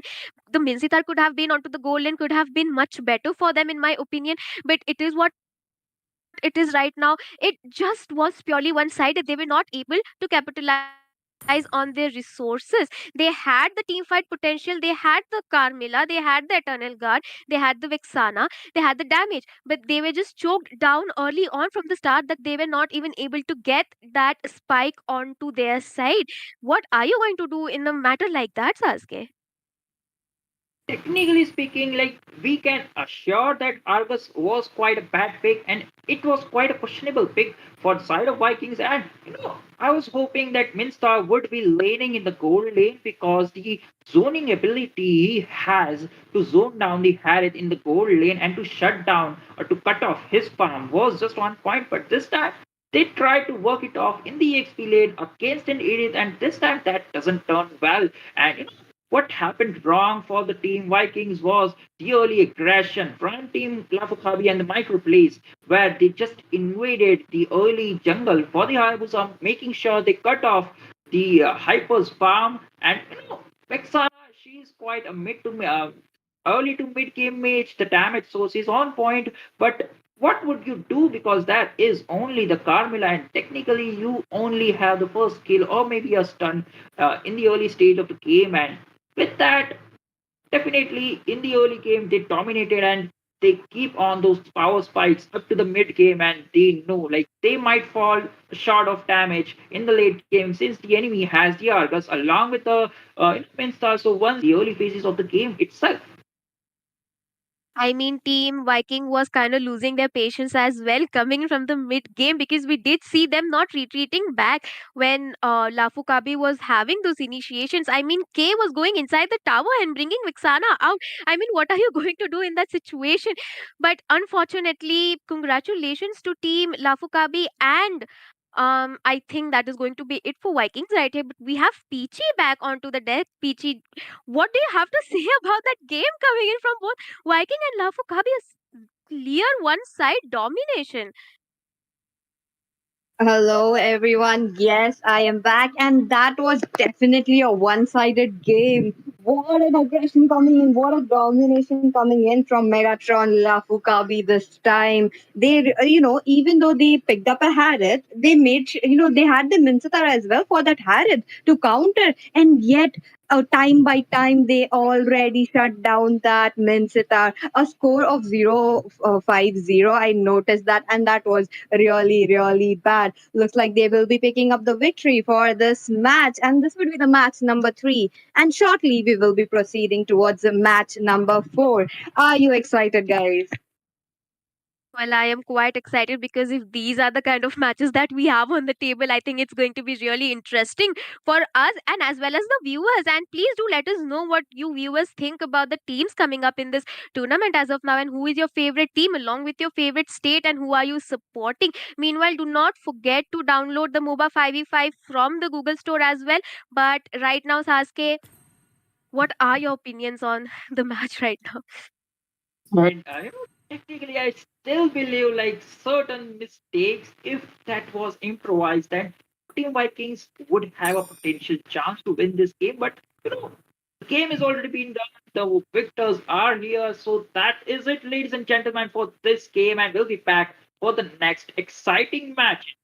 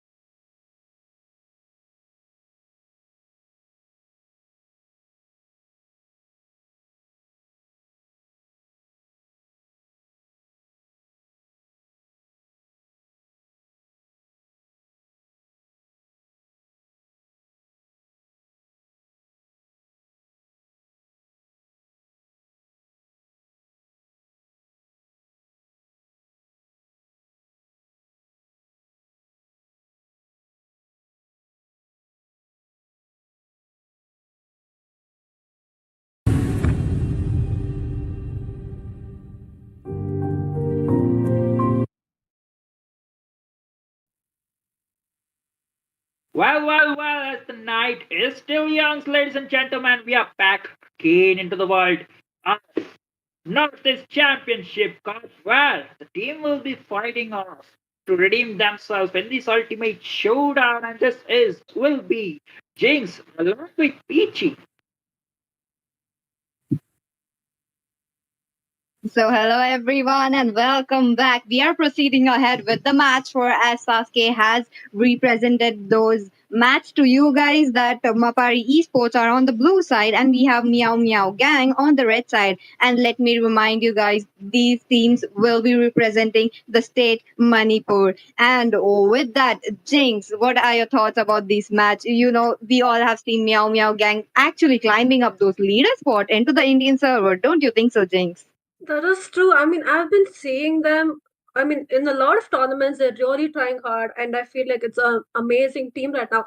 I don't know much about Mapari Exports, but I have to say, Meow Gang, right? I wanted to cast for them. I want to see that gameplay, and especially since it's the eliminators, whoever loses this match is out of the tournament, right? So they need to put up their best foot forward. I think gameplay.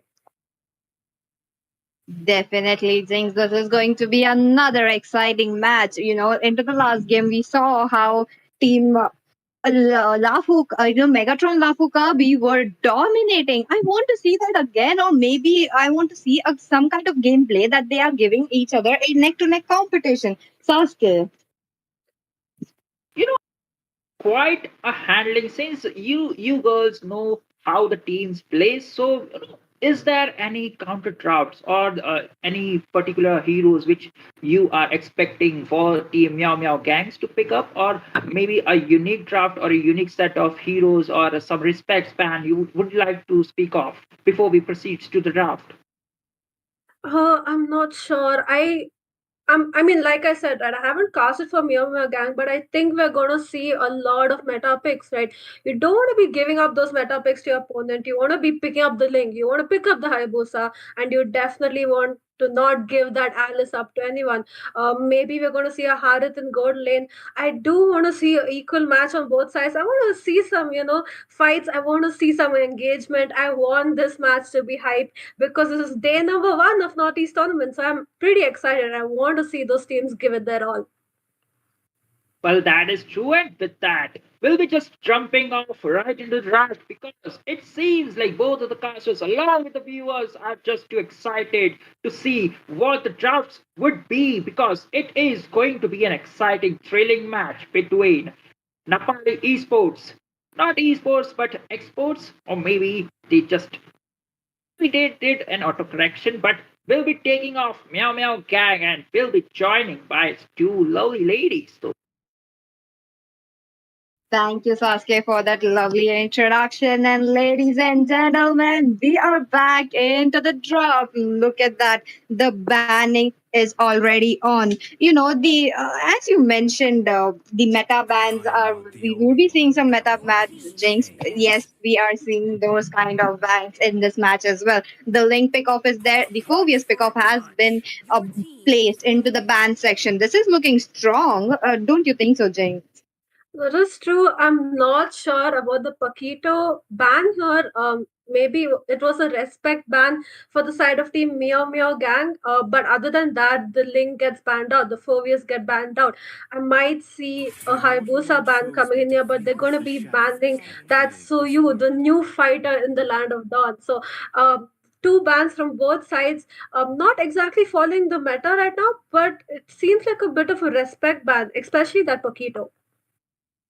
I do agree with you, Jinx. I still feel that that is a respect ban coming in. But let's just see the next band. Looks like a Valentina will be picked off. Eden, who is the mates player for the side of Team Meow Meow Gang, he actually prioritized these kind of utility heroes, where he picks up the Aurora or maybe the Valentina. I think I have to say that his favorite is Valentina. So yes, this is another respect band jumping in. But no time wasted. Team Meow Meow Gang also bans up the yin. I am skeptical about that ban, Jinx. That is true. I mean, not sure why you would want to be banning out the link yin unless it's another respect ban. but we're not seeing, we're going to see a Beldrick get picked up the first time around for Mapari exports here and the Vexana in response from Mio Mio Gang. They have prioritized that mage pick here. We might see an Aurora come up, from the side of Team Mapari here in the next phase of the draft. Maybe they want to keep it up for the after the second, bans are done, because the mage has already been picked up, right? Meanwhile, Ruby gets picked up Mhm. as well. This was something I've been noticing, Peachy. Either you ban out the meta or you pick the meta, and this is, I mean, Uh-huh. it looks like the side of Team Mio Mio Gang has picked up the meta. Definitely, they want to go in strong, and since this meta actually prioritize those fighters, those mages, and those assassins, some of the mages who have already been placed onto the banning section, they are just picking up those heroes. And I have to say that coming back to your point, how the Aurora is still open. Team Mapari Esports, they still have a chance to pick it up. But looks like they go in with a Sicilian and a Yuzhong, pretty conventional picks coming in. I have to mention Jinx because these are, as we all know, Sicilian got that late game damage. He, with the stacks that he would be having and the bad feast, he would be actually doing so much damage. But now Team Meow Meow Esports have to answer back that EXP laner that they picked, a Yuzhong. Since the Phobias is already placed into the ban section, do you think that they would be picking up an Edith? Edith is open and the Khalid is open as well. We need to wait and see what they pick up as a response for this Yuzong. I would like to see a CC as well. It's a good hero, right? She can dash in, she can dash out, she can deal a lot of damage with those yo-yos. So I want to see what they pick up in that EXP. Meanwhile, second phase of the bans, Iksha gets banned out. Also, the Faramis and the Minsita. A lot of unconventional bans here, Peachy. We don't usually see this right now because look at that. The Alice is open, the Harith is open. A lot of heroes are open right now, but they're going to be banning out the Fanny as well. What do you think about the ban so far? It looks very, very different from what we usually see. Definitely, Jinx. This actually opens up for a lot of heroes to be picked up. Yet again, those respect bans, this is what it makes the game interesting. Both the teams have done their homework. They're just making sure to pick each other's strengths and placing it in the ban section. That means they are just choking down those heroes so that they won't be having this domination effect onto the land of Dawn. On the other hand, okay, Joseph picking up that YSS as well as a Leo mod EXP. I was not expecting a Leo mod to be there for a counter for the Yuzhong. What will happen, Jinx? I don't think he is a counter to the Yuzhong, right? The Yuzhong can just petrify you, steal your Uh-huh. HP, put it on himself, and then he's just going to dominate. I'm not sure about the Leo mode pick. The Khalid was open, the Alice was open. You could have picked up a CC, you could have picked up a lot of heroes. Leo mode, I think I would expect to see him in the jungle. You want that early snowball with Leo mode, right? Meanwhile, Aemon, as well as a Mia pick from the side of Mapari exports here. Mia is good, but do you really want to be playing her in the tournament, especially when you have a chip on the opposite side? Oh, that is a question that Mia has to answer because Mia has a opponent that we all know is Chip. Chip, as we all know, he can actually bring in the 1v5 situation, and the Chip's job is to actually choke down that goal laner as much as possible because we all know how scary Mia gets into the late game. I'm pretty much sure about Meow Meow Gang. They have gotten their priority state. They picked up a very mid game to the late game heroes to actually shut down Team Mapari East exports already. But Mavari Expo, they do have strong heroes as well. They have the Belleric, they have the Mia, they have Amon as well. Let's just see what will happen, Jinx. And with that, we are already into the land of dawn. And also, if you guys want to play this game, do check out the description box. We have the link to Mobile Legends 5v5. Do download, do come in. And I have to remind you guys that the registrations for Northeast Cup online is still up. So do make sure you're registering your teams. And there we go, Jinx. That is true, guys. Register up. do share the stream and share the tournament as well. Meanwhile, though, the Amon gets that purple buff, and now he's gonna rotate towards the little Pokemon in the river. Vexana is giving a little bit of vision as well. Looking at the both sides of the draft right now, I find the side of Team Miyama Gang definitely much more dominant. But this is something different. I thought Ruby was gonna go gold lane, but Leomord is in the gold lane here. Oh, this is kind of some strong matchup that is coming in, but there is some skirmish going on near that Letho, but looks like the Letho will be secured by the Amon. On the other hand, the aggression coming in from Leo Mod, that is a lot, I have to say, Jinx. That is true. He's sort of freezing the lane. He's not letting Mia get that farm and invade coming in here. Chip wants to do a bit of poking. That Belric has already lost a lot of HP. He's going to dive in and first blood to Yusun Shin, and they get that kill on Sicilian as well. And cherry on top, they get the red buff. Okay, what an invasion coming in. They made sure they are making sure that the Amon won't be there. But on the other hand, bot lane Mia is in trouble. She goes down. Looks like it will be 2-7 picking up that kill for himself.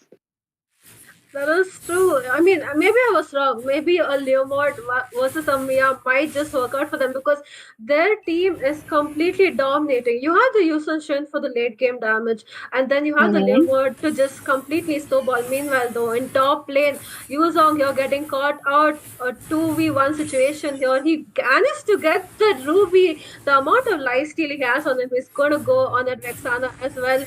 I would retreat. Yeah, bad thinking, a bit of too much of an over engage.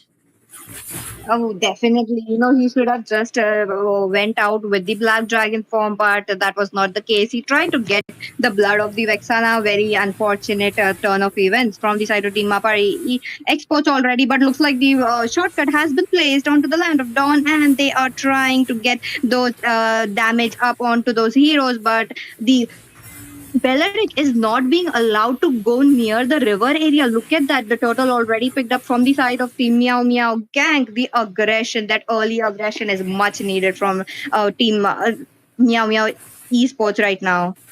That is true. I mean, you wanted to see that Yuzong, right? He lost his life just in time when the turtle was coming up. Yuzong is the one who's supposed to be doing the diving. He's supposed to be engaging in those team fights first because Belric comes back later, with those stuns. Meanwhile, though, in bottom lane, he gets caught out once again, does manage to retreat there. I would recall you don't want to be messing with a fed Leomord in bottom lane here. Did Mia use up? I mean, okay, sorry, that was Amon. Sorry, my bad. Okay, looks like the Phantom Steed has already placed into the Land of Dawn. She is there with the Inspire. She's just dealing damage, but to no luck, she backs off right now. Looks like there is some vision provided from the Yishan Sin's ult, but will this be enough? Because look at them, they are already just farming up. They are just being in that. Looks like the Wrath of Dryad being used as well. There is some taunt coming in, but not enough. YS is jumping in. He's trying to soak up so much of the turret damage, and yet they able to pick up a Mia into the bot lane. They did. I mean, YSS was literally in that turret, taking that damage and getting that kill as well. He did just escape with the sliver of HP. Amon, though, right now searching for him. Good sidestep from, YSS there. 3-man ultimate from Vexana in bottom lane, but they do not force that turret or force that team fight. They just might though right now because Chip is here. Oh, Chip is definitely here. He still has a shortcut. Looks like there is some skirmish into the bot lane. Leomord with the Phantom Steed goes in, and Amon unfortunately gets pulled down. On the other hand, the Chip is still there, soaking up so much turret damage. It looks like another pick off. It will be a double kill into the hands of Leomord, but he will be shut down by that Sicilian as well. So that's true. A 5-man rotation towards that bottom lane, especially when you have a chip on your team, you have no clue who's going to be teleporting light into those team fights, right? And that's what the side of team Mio Gang, they're using it to their advantage.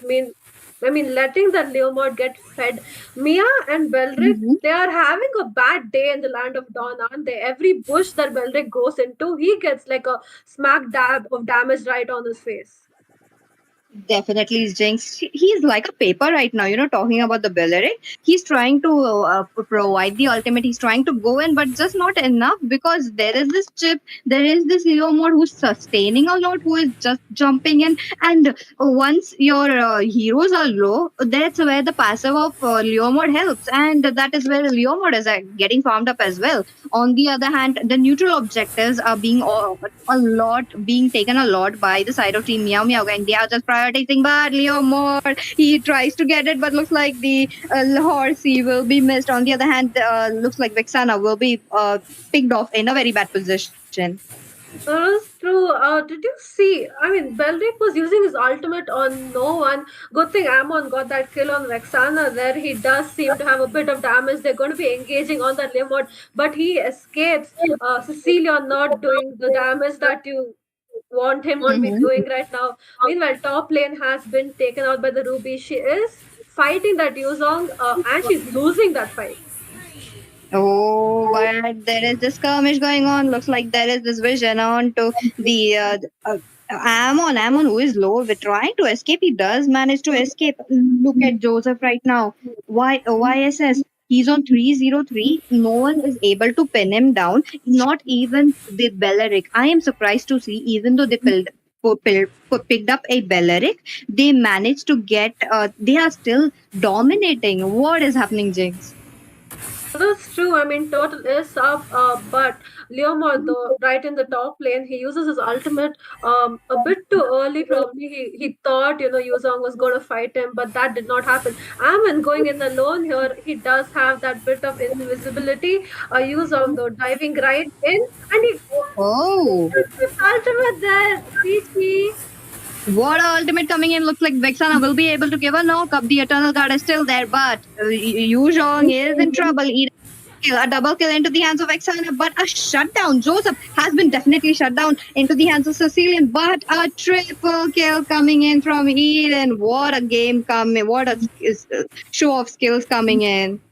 That is true. I mean, I was so surprised. I just saw Yuzong like disappear from the map, and I was like, "What just happened?" Then I realized that he went to support his team in that bottom Uh-huh. lane, but it was like a reverse gank, right? I mean, did not work out. As soon as he went there, he got deleted instantly because that damage from Vexana, she's dealing a lot of damage, and Sicilian is just not able to keep up.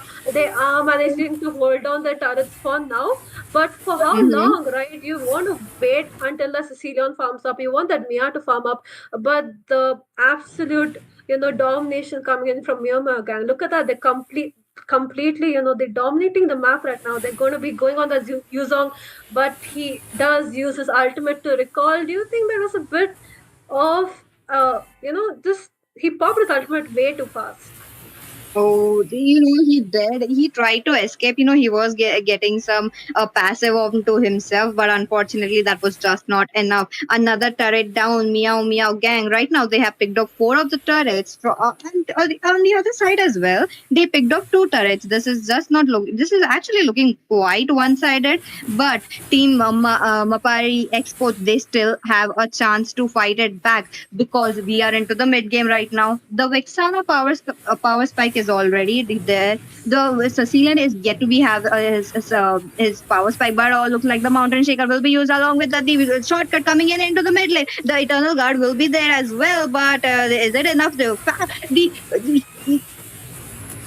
Leomord jumping in with the Phantom Steed, he manages to get up a kill, and that is 3 man down from the side of Team Mapari Exports. Oh, that was a bad time to be losing a team fight, especially since the Lord is up. Mia trying her best to split push, but she's going to get caught out here. Look at that chip coming in from the back. Ruby coming in from the front. How far can you run with that ultimate of yours? Not very far because Mia is going to die right in that turret, and a free Lord to the side of Mio Mio gang here. It's not looking good for Mapari Exports. They might just get exported out of this tournament. Definitely, Jinx, because they are losing right now. They need to step up. On the other hand, Yuzhong going in with the Black Dragon from the Eternal Guard will be doing its knock up onto the one man, but Eden with the mega kill right there. The Breath of Dread will be there, knock, giving the taunt to the two people, but they are so tanky enough to tank all those taunts. They are tanky enough to get all soak up all the damage. They have the Ruby, they have the chip as well. They are soaking up so much, Jinx. They are Lord marching down mid lane turret. They get that mid lane inhibitor as well. They want more blood though. Going into that Mia chip uses up his winter crown. But I would be repeating here. It looks like a big skirmish. We might see a wipeout here, Peachy. Oh, definitely, but it was a four-man knockoff coming in. Looks like the Meow Meow gang have secured a spot in this Northeast Cup online qualifiers. They have played so well. Look at those aggression and the domination. Yet again, we are seeing those kind of matches, Jinx. That is true, completely one sided, right? From the side of Team Meow Meow Gang. Belric's ultimate, he was always popping them out. At the end, right, when this whole team is dead, you see his ultimate come up. Was not working out. Ammon did have a bit of damage, but sadly, Mia as well as Cecilion did not work out for them. They were dealing basically nothing. Mainly because Bellic was not really in the team fights. He was babysitting Mia. Did not work out. Especially those chip ultimates coming in, they were right on point. He was always in the face of Mapari gang. I mean Mapari exports here. Definitely, Jinx. And Sasuke, what are your thoughts about these matches? Look at the domination from Meow Meow gang. So that was quite a wonderful match, and I was quietly and sneakily vouching for Mapari gangs because the draft seems to be a comfort draft instead of going for a meta picks. How people used to go for a meta picks. Yeah, this hero is meta. Instead, even if you don't know, let's pick it because it's gonna eventually work out for us. And meanwhile, Mapari Esports, they were strong in and confident while picking down their comfort picks. That was the Peleric instead of a chip. And quite surprisingly, there was a Mia on the gold lane which caught me off guard, and technically speaking it didn't work that well, but again the execution was lacking a bit here and there from Mapari Sports, and that what actually went wrong for them. But this time seems like Meow Meow Gang will be the one taking down that victory with an absolutely amazing team fight. True, I have to agree with you there. Mia pick did not work out. I was hoping to maybe see the Sicilian in the gold lane. They could have maybe picked up an Aurora in the mid lane, provide a bit amount of CC or wombo combo with Belric. But they got completely dominated. Sad to see they are out of the tournament, but congratulations to Mia Mia gang here. They go on to the next round. Definitely. And ladies and gentlemen, this is the Northeast Cup Championship. The registrations are still open. And if you guys have a team, so register it right away and bring your team because it's going to be some exciting matches more. And to participate into the tournament, you definitely need to download the game. That is the Mobile Legends 5v5, which is available on the Play Stores. And definitely wait on, guys. That is an interesting match right after it. It's going to be Evil Esports taking down Loki Esports. We'll be right back for the finest tuning and thrilling game with a short break.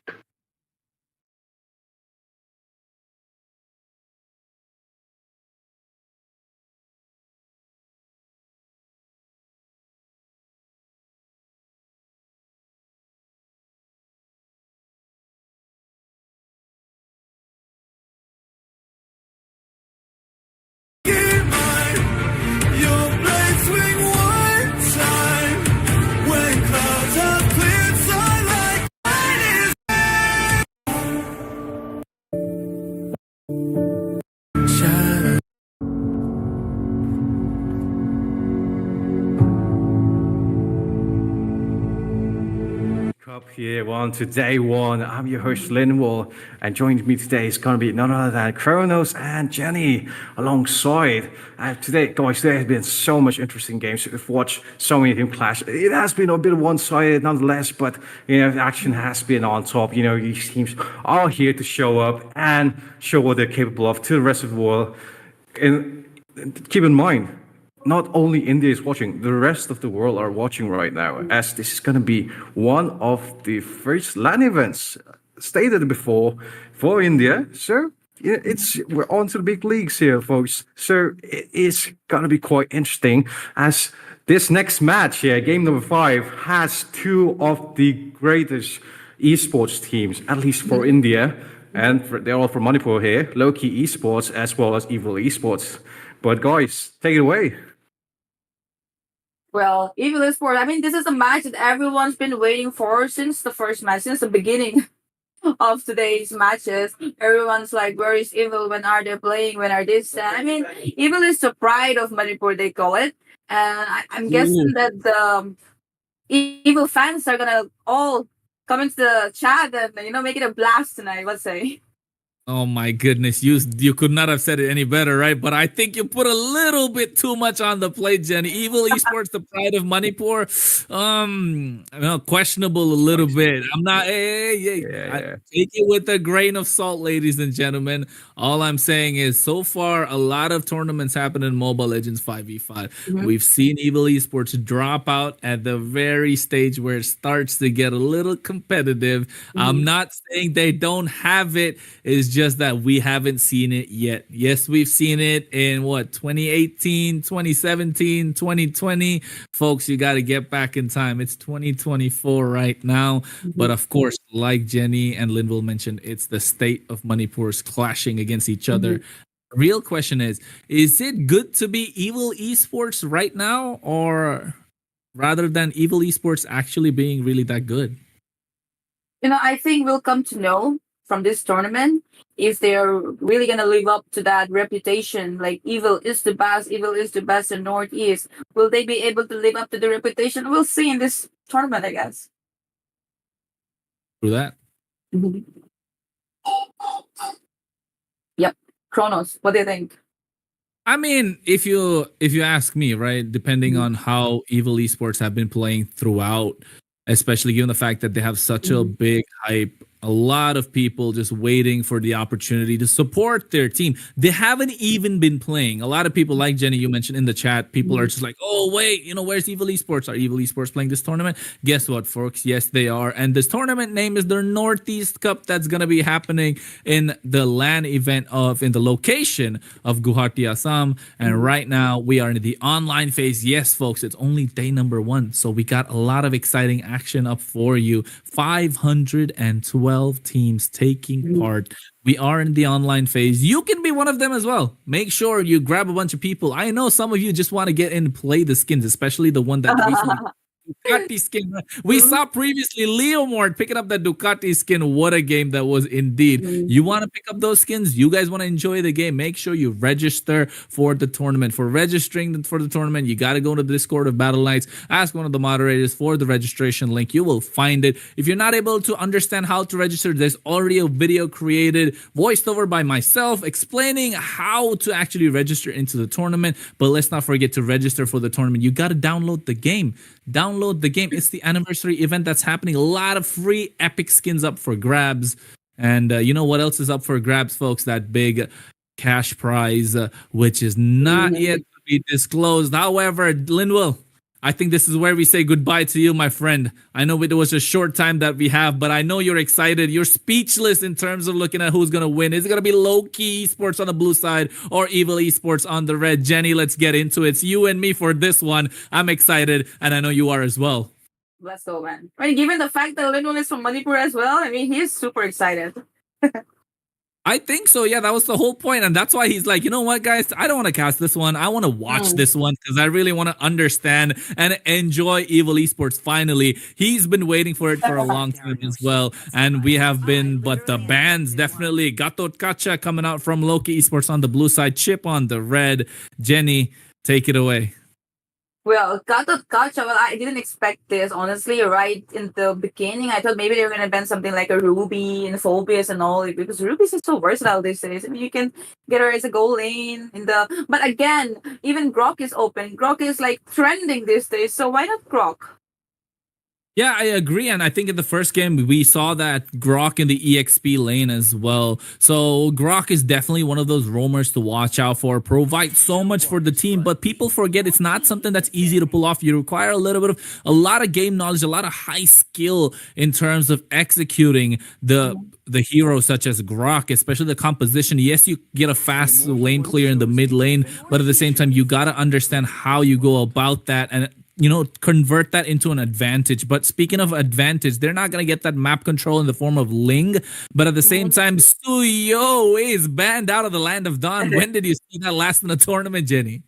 Yeah, Suyo. Well, honestly, I haven't seen Suyo being banned. I mean, in the last previous matches, they didn't ban Suyo, did they? My enemies fall for my spear. Yeah. Ooh, Mincitar. Okay, Loki Esports are getting some hard reads from Evil Esports right now. Just want to make sure they don't get caught off guard. But you were right, Suyo, we don't really see it quite a lot. I think it's recently got opened up for the tournaments. Don't forget, folks, Suyo is a hero that wasn't available prior, but I feel like he is right now, and that's why he's banned out by Evil Esports. He has been a menace in the jungle quite a bit. People say he's great in the EXP lane. Hey, I'm quoting Linville. He said he's a dominating force in the EXP lane if you put the vengeance on him. But Zushin right now, after the rework, I wouldn't say so strong, but still provides a lot of CC. So taken off the table completely. But the first pick here, Jenny, oh my goodness, this is too early. Very early, very early. They had a lot of options open. They could have gone for a Ruby, they could have gone for a Phobias, or even Hayabusa. Well, Hayabusa, okay, but still, there are options. Xavier, first pick, I don't think that's wise. They're just letting go the advantage of having that first pick. And there you go, Ruby instantly locked, as well as Kimmy. Kimmy in the goal lane or Kimmy in the mid lane? So I think this has to be a Kimmy in the goal lane, right? I've seen Kimmy pop in the goal lane quite often. There's not been a lot of rework, but the fact that other marksmen have started falling off in the current meta, brings a little bit of a limelight to Kimmy. But at the same time, Kimmy has a 100% counter. Like she gets basically eaten alive by the assassins, just like Hayabusa. And guess what? People talk about Kairi from Indonesia. They forget we have a Kairi in India in the form of Loki Esports. Well, okay. Followed by a Terizla and a Hayabusa. I mentioned Hayabusa before, but okay, maybe they were like, oh, we forgot Hayabusa, let's get him now. What difference does it make? Again, that Terizla on the penalty zone might come in handy, but again, he is highly nerfed in the early game, and I doubt that Evil will be letting them sustain in the early game so that they can push it forward to the late. What do you think? Yeah, I agree. I think the fact that they want to get that mid to late game power spike, and that's where you can see the draft, like you mentioned, Jenny, great breaking it down, because you got Xavier, who is a late game potential hero. Hayabusa, yes, he gets his level 12 power spike, which is somewhere around the 8th to 10th minute mark if he has a great early game, but you still have some sort of damage coming out around the level 8 mark as well. And Terizla, after he got hit with the nerf hammer, he has been more of a mid to late game kind of hero rather than dominating the early phase of the game. So that's what Loki Esports are looking for. But on the other side, it looked like Evil want to get that early snowball from that Nolan in the jungle, get that early farm. And for those of you who are watching, make sure to share the stream. Of course, we got Evil Esports, guys. This is what you've been waiting for. I mean, this is what we're here for. We oil up and ready to go. And I think right now, so are both the teams, and Edith being taken off the table. Another flex pick, sort of, and Tigreal, the Melissa. I'm not sure what Loki Esports are cooking, because these are hard target bans. Don't you think so, Jenny? Yeah, I'm counting on the Manipuri fans, Meiteis and the Evil fans to hike it up to 1,000 live viewers in this game. Do you think you can do it? Oh, yeah, of course we can do it. Doesn't matter where you are in Manipur or who you're from, but for sure, we know you want to support the teams from your state, especially given the fact that there's going to be state representation further on in the tournament. Let's not forget, we got 8 different slots for the Northeast states and 2 from others. So it's going to be even more exciting knowing that, Evil Esports could be people say they're the strongest team from Manipur, but I am saying that it could be only this tournament. The Northeast Cup will decide. So if you think you are the strongest team in your state, make sure you register for the tournament. The registrations are still open. You can join whenever. I mean, until the last date of registration, which I forgot. Sorry about that, folks. I have a lot to remember, so I kind of forgot about that. Just like Evil Esports forgot that they need a goal laner, but seems like That's the game, Ruby. I don't know. I don't know what's happening, Jenny. I think that maybe Kimi is going mid lane. Like I mentioned before, Kimi goal lane or mid lane, maybe he's going mid lane. And again, Loki has banned Diggy. Did they just ban Diggy for that penalty zone, or are they cooking up something like an Atlas coming up? Maybe like that. And then Moskov in the goal lane. Wow. Kimi go mid lane might actually work. You said that you'd prefer in a goal lane, did you not? Yeah, I do prefer it in the gold lane, but because I haven't seen it quite a lot in the mid lane. Yes, Kimi in the mid lane does do a lot. Wow, Jenny, seems like you're the analyst here and on point. You said Atlas, and guess what? They picked it up. When was the last time we saw a massive Fatal Links coming out in the Land of Dawn? I don't think I've seen one in a long, long time. But right now, I feel like they don't really have the targets on the other side because Kimi is really mobile. Yes, Moskov has a short target range. He's mobile as well. And you got Nolan who can escape with the fracture. You have Ruby that can stop the CC with the Don't Run Wolf's King. But on the other side, Jenny, you and I both know somewhere out in the world, somewhere in India, Scared probably riding his scooter and smiling right now because he saw someone pick up a Hanabi against Evil Esports. Yeah, exactly. And you know what? Lolita is actually open given the fact that they have a Kimi and also there is a Moscow. I mean, don't you think at the last they would have gone for Lolita and it would have aided them most with that shield coming in? Yeah, I think it could have been possible with that Lolita, but at the same time, I feel like Lolita is only trying to counter the Hanabi here. You're not able to provide a set that you need because the Atlas can just, CC and next thing you know, your Numenon Blast just gets canceled out. I do like the Phoveus and the Ruby combination here, but that means that Evil Esports are not looking to play for an engage. They do want to pick, they're waiting for Loki Esports to pick a fight and then they will go for the re-engage. While at the same time, the Nolan will just be looking to pick off one by one. So, Jenny, the stage is which do you think is the better team over here? Looking at the draft, I think Evil's got it sorted, but it all comes up to how they execute everything. So let's wait. What about you? I think I'm excited. It doesn't matter who's going to win. I know it's going to be a great game because I see the plans for both the teams coming out. And it might be a blast. Only time will tell. And as we are talking about it, ladies and gentlemen, boys and girls, and friends of all ages, get ready to get into the Land of Dawn for the Northeast Cup. We are in day number 1. On the blue side, we have Loki Esports. But on the red, we have someone that's more evil. That's right, you heard it. Evil Esports. Both these teams representing Manipur right now. And up on the stage, up on the desk with me is Missy Jenny, the one and only, casting alongside myself, Kronos, and Jenny, it's time to get down, it's time to get dirty, and it's what it's all about in this game. Definitely. What a hell of introduction, man. Thank you for that. Well, moving on. Have a look in the top lane. Ruby's trying to play dirty like you mentioned. He's trying to maybe give some vision. I thought maybe he was coming for an invade for this blue buff from Kaira, but no, actually, he was just messing around.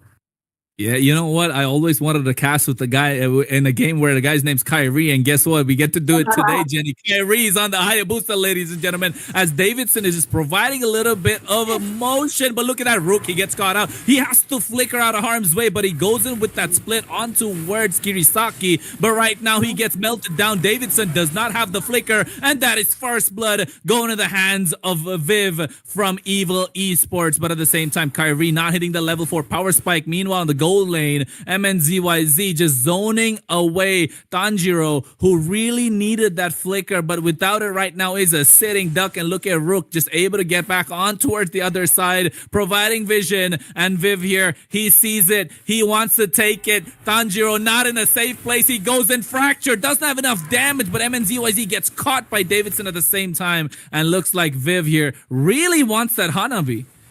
Yeah. Oh no, he's not giving up. He's still going for it. But that could be a little bit. Manages to escape.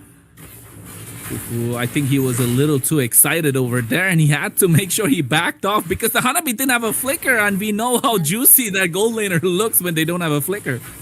Yeah, that's why I said that was level 2 at Luster, and ended up giving the first blood. If he had a Lolita, he would have maybe helped himself out with that shield. But again, in the middle, they're still trying to get Kairi when it's turtle time, trying to get him before the turtle even starts. Yeah, I think Kyrie really needs to get this turtle. He needs to get the snowball going because Nolan right now, Viv has farmed up level 5 and this Kyrie is on level 4. This is the win condition for a Nolan. You got to be 2 levels ahead during the first turtle. And guess what, folks? He's achieved that. He's level 6 to Kyrie's level 4. And this is going to be a big snowball coming in from the side of Evil Esports. They got the early game in the bag. Will they be able to transition? Look at that. I'm offended coming in on towards Davidson. He's trying to go in. He got the Fatal Links, but the Purified. This is what I was talking about. But he goes in. Oki Shadow Kill comes out as well. They get the kill. So that's a 1-for-1 trade. That's a W coming in for Loki Esports. But at the same time, Evil just rotating around the map. And Jenny, I think they want to get a little bit more this time. Yeah, like you mentioned, Kimi is really squishy, and Kyrie manages to get the kill over there. But again, in the top lane, they have tanked Tanjiro 3-on-1. Oh my goodness, Tanjiro is not having a great day on this Hanabi especially, and Kyrie just zoned away by Rook. Rook is doing a really good job, and look at that, Don't Run Volskim comes out, but the Quad Shadow enabling him to get out of harm's way. Well, Wivier, he realizes the Hanabi Tanjiro is ripe for the taking. He goes in, he got the fracture. That is a killing spree on towards Kyrie, 1-1-0, but at the same time, Tanjiro forced to flicker forward, but there's the I'm offended, and they go in, Donning Light comes out, but gets nobody, but guess what? Tanjiro gets taken down once again, 0-2-0. Hanabi not having the greatest of games as Evil Esports slowly but surely dominating the game and dominating the map as well. Yeah, I feel like there must be a communication gap in Loki Esper because they needed that Atlas over there, all right, to help them out. Look at what Ruby is doing. He's just using all his CC up and getting them close and near to Kirisaki over there, and he's just continuously dealing damage as a mid laner. But again, he's in the top lane with Moscow.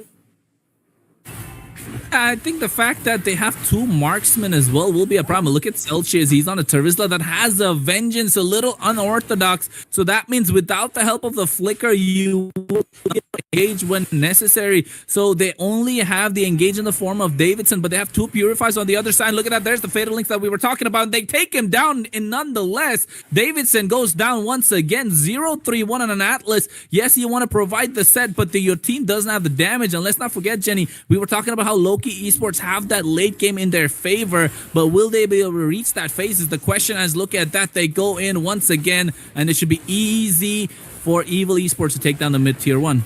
Yeah, they should have had something for the early game. And again, oh my god, go.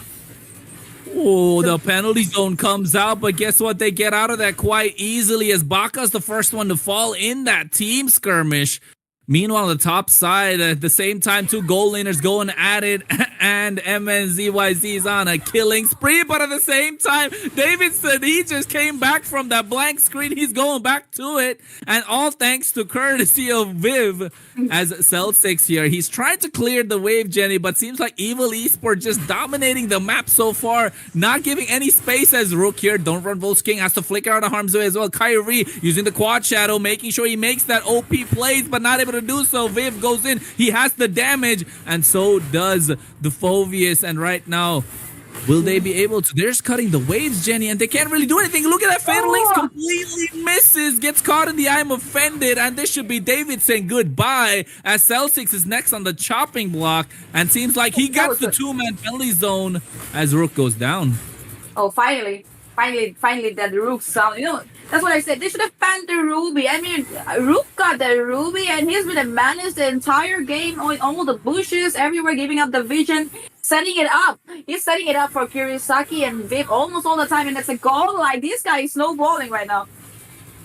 Oh, yes, Jenny, he's snowballing so hard. And this is, you know what? I think it's the fact that a lot of team fights are going on, but it's just about how the win condition is met. And this was where Evil Esports are, look at Kirisaki.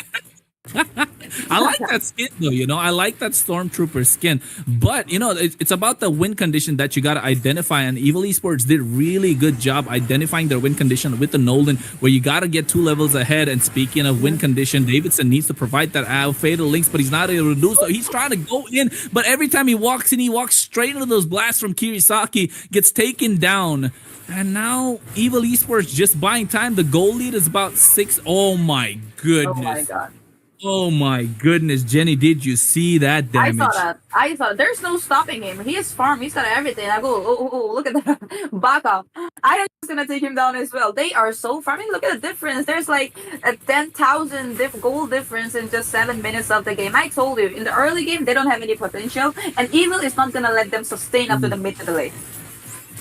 Speaking of sustain, forget sustain. I don't think they'll be able to play the game. The Hanabi gets taken out once again. The Holy Defense gets procced in the 7-minute 50-second mark. Holy Defense is active until the 12-minute mark, so you can utilize that, especially when the Lord's coming in. That's the mechanism of the game that's required, but without that, right now, they go for the Fatal Links, but onto was the wrong target. They don't have the damage. Here comes the Dawning Light. They get the Vengeance and finally pick up a kill in the process. So there's something that's there, but with oh my goodness, he goes in. Expansion with that big fracture gets the kill. Whip trying to escape, but he gets shut down finally after biting off more than he could chew. But the 2 marksmen actually just taking these inhibitor and these turret structures one after another. Only the inhibitors left standing, Jenny. It's 8 minutes, 30 seconds into the game. Honestly, the way Evil are playing right now, they don't even care. They're just trying to get down the kills and chill and then end the game whenever they feel like, and get the Lord and then end the game. They're all over the jungle. They did try to get that blue buff from Kaira, but he manages to steal that with his retribution. Well, do you think, Ronald, that there is a possible comeback? I mean, even a small window for it. Yeah, I think, never say never, right? That's the whole point. And like you mentioned, there is a slight possibility because Mobile Legends Bang Bang is a 5v5 nonetheless. Yes, you have your individual skills, but at the same time, if they get that big wombo combo, if Evil try to bite off more than they could chew, trying to dive into the turret when they have an Atlas, when they have a Terizla, they have the backline in the form of the Xavier and the Hanabi, maybe in a perfect world, it could work out, but only looking at the fact that if both the teams are on equal terms, Davidson not looking to make the right play. He goes in, but gets melted down before he even provides a fatal link. Cell6 wanted to provide the penalty zone as well, but he gets taken down. Here comes the Oki Shadow kill. They finally get the kill on towards Rook, who was a menace right now until the game from the beginning of the game. And now here comes Viv. Look at the Nolan on the map. He goes in. He wants to burst somebody down right in the middle of it, and they can't really do anything. There you go. Yeah. He goes right into their faces and bursts them down. Evil Esports gets that inhibitor in the bot lane as well as the Lord is marching down top. Yeah. I told you during the draft, they did miscalculated draft over there. Ruby was open and they could have taken the Lolita as well to counter Kimi, but they didn't. Oh, he's trying to get the fatal links, but again, miss. Oh my goodness. You know what? Forget the miss. I don't know if they're able to play the game right now. They're just getting melted left, right, and center, given the fact that they have 2 marksmen in the form of a Kimi and a Moskov, who are late game monsters nonetheless. Davidson wants to provide a set, but guess what? He gets melted down every time he goes in. The Lord is quite healthy still. The base crystal left exposed. They get the jungler in the form of Kairi, but at the same time, the base crystal is the target for Evil Esports. As Jenny, they take it down quite quickly. Could this be the record to beat in the Land of Dawn for the Northeast Cup as the fastest game in the tournament? What do you think, Jenny? Maybe 10 minutes, 41 seconds? It could be. I mean, 10 minutes, 41 seconds in the tournament, it's not going to be that easy, right? Well, it's just a knockout stage, but might be too early to judge, but you never know. And I have to say, they snowballed the whole time. That Ruby, Irook on the Ruby in the entire map, being a menace, zoning out people, setting it up for Kimi and Phobia. Very well calculated draft. Well calculated indeed. And I think it came down to, once again, Jenny, we were discussing about this, identifying their win condition, because, we knew that the Atlas, you called it, you called the draft, you called they're going to go for an Atlas and they want to go for the Terizla and they probably need a little bit of backline as well. You did call it. It was an actually well calculated draft coming in from both sides, but it's just the fact that it was not executed how we would like for it to be, just because of how many purifies they had on the other side, and also how Evil Esports identified that they have to go for the re-engage and the pickoffs and not be the primary engage. Because Davidson was the one, he's always walking into the middle of the team fights, but guess what? Every time he goes in, Kimmy's just like pew pew pew pew pew pew and just taking down the entire time. So he couldn't really do anything. And also, before the first turtle, getting that extra 2 levels that you need in the form of a Nolan, because you can farm much faster compared to the other junglers, shows that they know, they have the game knowledge. That's why they've been one of the top squads in India for such a long time. It's just maybe I've heard they're a little bit of rusty. Maybe I'm not sure if that's the case, but I think the Northeast Cup is a good way for them to stretch out, get warmed up, and then get ready to roll when the time of state representation comes by. But guess what, Jenny? Somebody's waiting there for us, isn't he? Linwell with his funny expressions. Indeed. That was quite a game to watch here. Evil Esports play wonderfully well. Especially, as you mentioned, if you take a look at Loki Esports, the game plan is very straightforward, obvious. They go in with a setup and burst down with the heroes. But the main problem with that is after you've identified the problem, after you've faced through different, rotations, and the positioning for Evil Esports was just so good with the Nolan and Ruby and Phobia. It's just disengage was so good. So yeah, I'm just praising Evil Esports right now, and yeah, as they are one of the more well-known teams, but they're well-known for a reason. So this was just quite follow a game to reason. watch, but unfortunately, as Jenny, I think Jenny wanted more spice in the game, and this was a little bit Yeah. one-sided. But yeah, it is what it is in the end. Jenny always wants spice. She always wants spicy food for some Yeah, reason. I love spicy food as well. Funny thing, Loki Esports, they banned, they were countering, like, they were banning the counters for their own draft instead of trying to counter Evil's draft. Yeah. Like, for example, they banned Diggy and they went for the Teresa and Atlas, but they completely forgot that there's a Kimmy out there. A Lolita was open. Could have reflected the entire damage, but they forgot about it.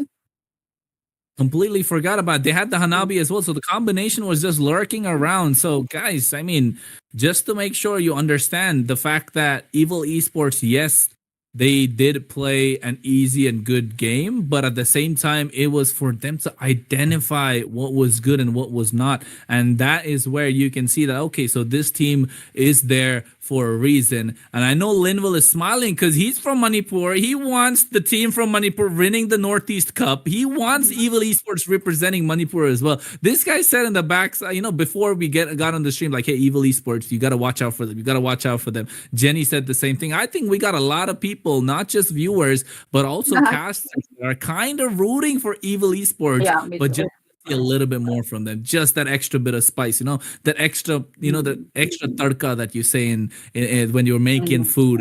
You just need that extra bit of spice that they need, a lot of flavor to add on. So maybe they can, maybe they won't, but I was pretty excited casting their game, not gonna lie. It was pretty exciting indeed. Well, it's just the knockout stages, so the knockout stages must come to them easy. But once we reach up to the top 20, top 20, top 16, that's, I guess, where this gonna get spicier. We can see who's doing better and who's still in the same rusty spot. So yeah, let's wait. Let's not judge too early. One last thing though. Very unfortunate for Kyrie. Oh, dude, I just want. It would be so good if Kyrie went through the next round.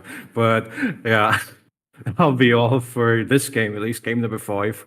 And yeah, that's amazing. Thank you both also. But the game number 6 is on the way, ladies and gentlemen. So stay tuned and keep watching. It'll be here soon. I think both the teams are ready, and we might just start in a bit. So yeah, don't forget, guys. We casted a Kyrie game, Jenny. We just casted the Kyrie game. Well, that Kyrie didn't live up to his name, but yes, we did. He played a Hayabusa nonetheless, but yes, He played a Hayabusa, yeah. Like Linville Maybe said, next don't time. go anywhere, stay tuned. But of course, register for the Northeast Cup. Registrations are still open. To do that, you got to download the game. And of course, it is up on the desk. Jenny, Linville, and Kronos, we're going to say goodbye as we're going to go into the next game.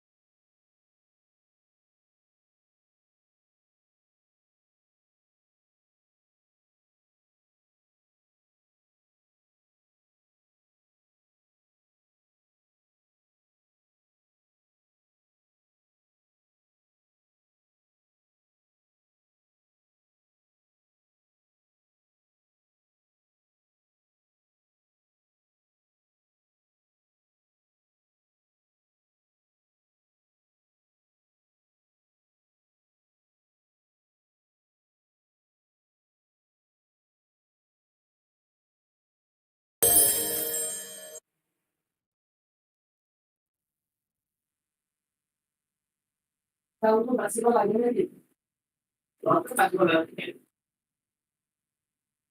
right, welcome back, ladies and gentlemen, to the Northeast Cup. Day one, final match of the day. I'm your Castellano, and joining me today in casting desk is going to be Kronos once again. And this time, we have two really spicy teams on our hands. Kronos, tell us what they are. I mean, I thought we were gonna have a good night, but guess what, folks? It'll short-lived, short-lived moment of happiness indeed. After Evil Esports, we forgot Dads and Sons are playing, and I think that was pretty exciting for us to stay for. So that's why we are here, nonetheless. Jenny's there lurking in the background. Didn't really get enough time to actually show her up. Hey, Jenny, just say hi. It's all right. Hello, guys. How's it going? Okay. I mean, Evil Esports Lamb and the viewers. Oh my god. Guys, keep it going. Keep it going. Yeah, keep supporting, keep loving. Don't go anywhere. We need you guys. So the viewers are, there's a thing in this hotel management, something like the customers are gods, something like that. So for us, the viewers, it's the viewers. They're the gods, right? Indeed. So yeah, respect. That is And true thank you so indeed. much for the 1,000 live viewers. And I think we should keep that up. Let's keep that up, guys. Yeah, it's true indeed. And given the fact that we are here once again for the final game of the day, it doesn't get more exciting than this. Because guess what, guys? Yes, you had Evil Esports playing the previous game, but we saved the best for last. And I think Linda looking at the draft, Jenny looking at the draft, you guys can tell that it is going to be a cracking game indeed. I agree. I agree. Bands here coming in. Khalid, Chip, as well as Zushin. Banda from Side of the Blue team. The red team here going for a Mincetar and a Phobius band, which, they're looking for an assassin pick, perhaps this case. Maybe the Ling in this scenario, and banding off the Edith there. Very smart decision. A lot of teams have been opting for the Edith as a first pick. Good starter, good hero in the meta, has a lot of damage as well as sustainability, even in those scenarios where it comes in clutch, just surviving from the passive of the ultimate and just bursting down. Even the first game, I think, they managed to survive against the Ling, which is a huge deal, especially, since snowballing Ling can be hyper carry, as Kronos said, hyper carry in the name. Once he gets those kills, it's gonna be really hard. But DBZ here, on the first pick, Flaming Uchiha locks in the Ruby. Oh, well. Yeah, he does. Yeah, Jenny, he picked up the Ruby here, and I think Ruby just a counter to the assassins, and like Linville mentioned, there is a Ling that's available. You think they got to go for the Ling right now? Could be. I mean, if they do have the confidence that, oh, no, it's okay. I can still manage. Could be. The Link is still a great option. But then, it's not there a better option. Oh, look. Insane on that Link. There it is.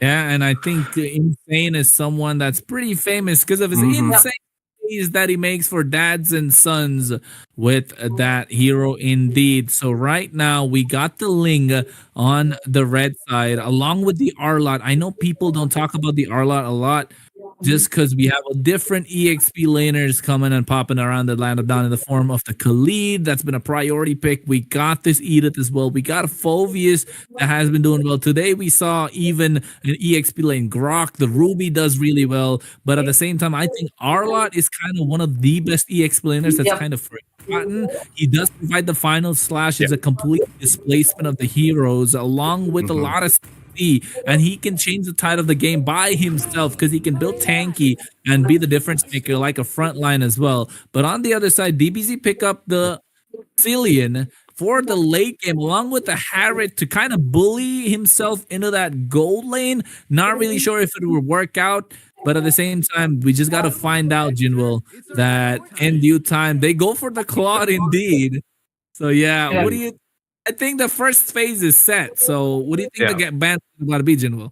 Well, Kronos, it's pretty much obvious, I think. Okay, that was not obvious. I wasn't going to say Suyo, but okay, maybe a Gato Kacha, maybe, for the Claude, or maybe a Jawhead. Okay, maybe Jawhead doesn't work there. But in this case, look at if that's in sense, they really have a solid game plan in their hands with the damage and the Claude, but they're lacking a little bit of the early game zest. So gonna be needing that. And the side of Android squad nursed the spans off the Luo E, a lot of burst damage. I guess maybe the Lunox, they too are weak to a huge burst mage in the early game. And in this potential, Invoker, a decent mage user, gonna go for a ban on the Bane instead. Really smart choice coming in from that Zinson, especially since, Arlet, he does have the damage at the final slash. He does have the sustainability and, the surprise effect with the flicker. But if the knockups from the Bane, say the catch, could be a huge steal. So pretty smart drafts coming from both sides, especially even the Claude here, who is a little bit weak to the crowd control abilities. I have a feeling that they're maybe waiting to surprise him with a Valentina. Like, okay, you pick your heroes. Let me just pick a last and count, steal all your skills.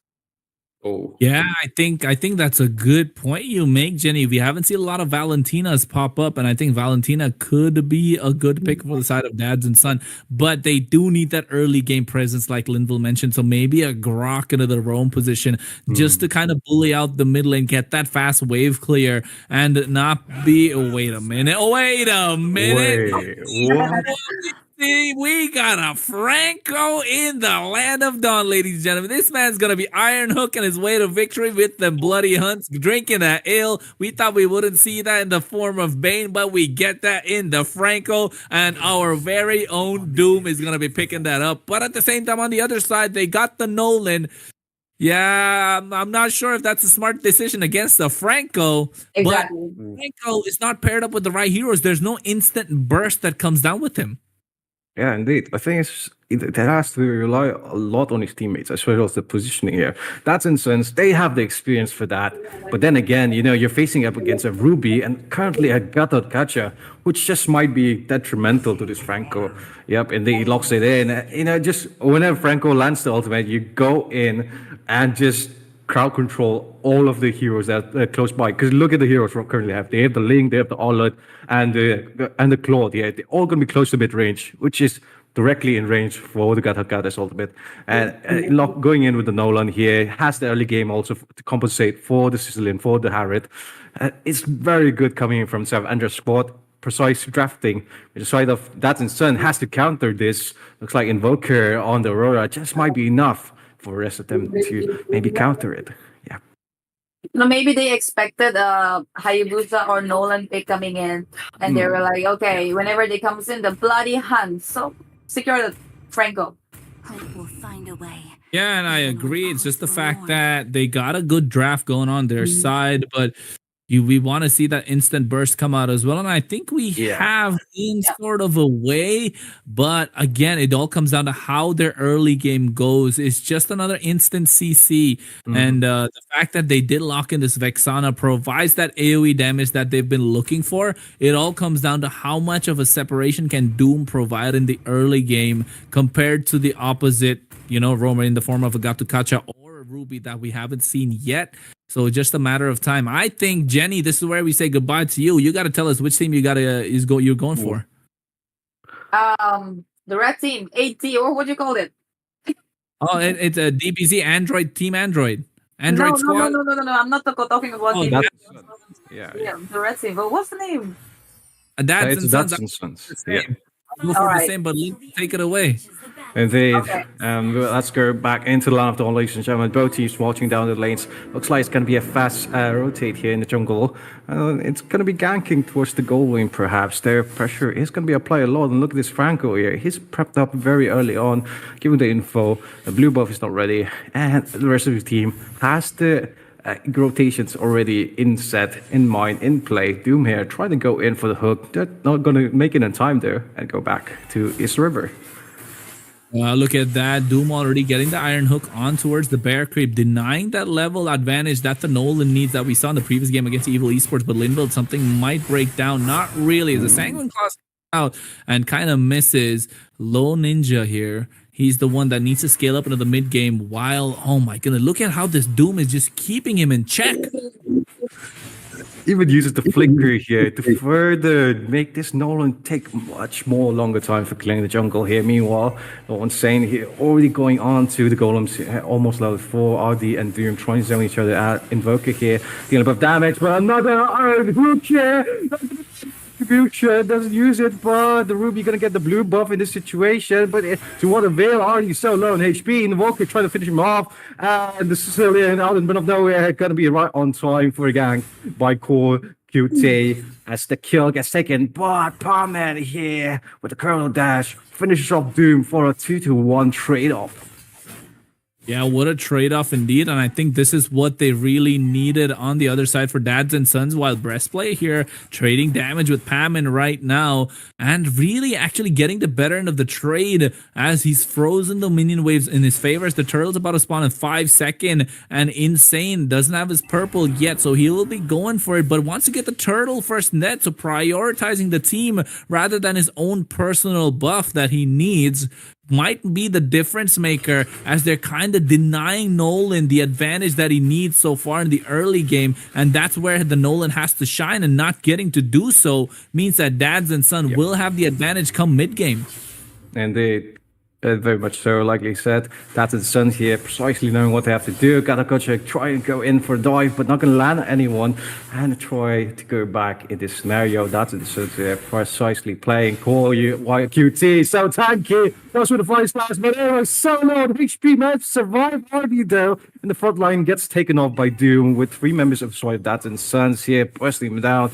They're still on the aggression though, and bot lane is looking quite juicy for them. Insane, it's ready for a gank, has half the blue buff. Meanwhile, the rest of the team of Dads and Sons here, just with the aggression and the invade. Doom here not allowing this Nolan to breathe. Another hook, land with Tempest and the flicker. It is so over for the side of Android. Oh my god. Yeah, Jinwoo, you said it absolutely right. It is over indeed. But look at that. Insane goes in. He wants to steal, and he did steal it away as well. Will they get the I'm offended? There's the Tempest of Blades, Linville. But seems like don't. Ooh. Trying to go in, but not going to find an opportunity there. Especially, it's so low on form right now, Nolan. He is, and I think that's the whole point of, denying the Nolan the early game, and Doom started, but look at that, he's going in for the Bloody Hunt. Goes with the Bloody Hunt here, with the BGI, trying to burst him down. Breastplay getting a kill there, trade off Famine here for Doom. Turret here, being chunked down, gold plating gonna be taken down. RD trying to go in with aggression. Gold minion so low on HP, not gonna use the arm offended in this case, and there's the Sanguine Claw, still not gonna find anyone. Rest of the team gonna be disengaged. Dads and Sun though still hovering over Invoker here on towards RD, might just go in with the crowd control abilities. Insane also diving in. RD so low on HP, I'm offended, not still used yet. Here comes the Tempest of Blade and bursts him down so fast. He didn't even get a chance to close that. She was speechless watching that action. About to say that Pamin was just genuinely trying to do some damage, but Insane is just so fast on the link. Before he could even drop down the big sword, the Zaman Force, he's just out of there. Hey, quick wink and goodbye. He can't really do anything about that. And Corey QT this time leading the charge for the turtle as the side of Dads and Sons have a 3.6k goal lead. RD here, I think he's biting off more than he could chew, Linwell, but seems like they're trying to zone them away. Yeah, try to go in here. Edwig is in the range for the Retribution steal, but he is going to be 2 levels behind. I'm going to try and find it. They're already getting knocked up so low on HP. Edwig also, call you team, gonna finish it off. Team onto RD, and the Bloody Hunt comes in. Sicilian not be able to move, and he is going to be taken down by the BGI. The killing spree for Lord Insane as all the members of Android falls one by one, taking off the blue buff once again. Only Paman left alive. Rest of them spawning in, goes on with his Allen Force, but not be able to find it and just get smelted instead by Lord Insane. 4-0-1 right now, 2-10. Hey, I'm telling you guys, you got to put some respect on Lord Insane's name right now, because Pamin just tried to walk into the midst of everything, that purple buff, tried to pick it up for himself, went in, dropped his Amon Force, dancing around like the Harrod should, but guess what? You can't really do much, brother. You got Lord Insane on the other side on this lane, but that hook connects. Oh, the getting bursted down. Jeff getting another kill. 3-4 right now. Android Gaming not be able to do much in this scenario. That's insane. Prioritizing those hooks. And Ruby here in this phase, not even that tanky anymore. Just because of how much the different goal gap is. Insane here. Hovering over the top lane. Trying to go on towards mid. Deadly Hook not going to get connect there. And seeing two members of the side Android Gaming though. It's insane. Diving in. Goes in with Heavens of Blaze. Trying to burst him down. Purify comes in. Still alive with a 7 of HP. Managed to survive. But in one lane, however, rest members of that Sun gets the kill on towards Ichida here. Quite unfortunate coming in. Yeah, and I think that play came down to the fact that Lord Insane just got the Horse's Claws to get a little bit of the life steal, that extra bit of sustain that he needs in the middle of 4 people, actually able to avoid the I'm Offended as well that came in from RD and made the play.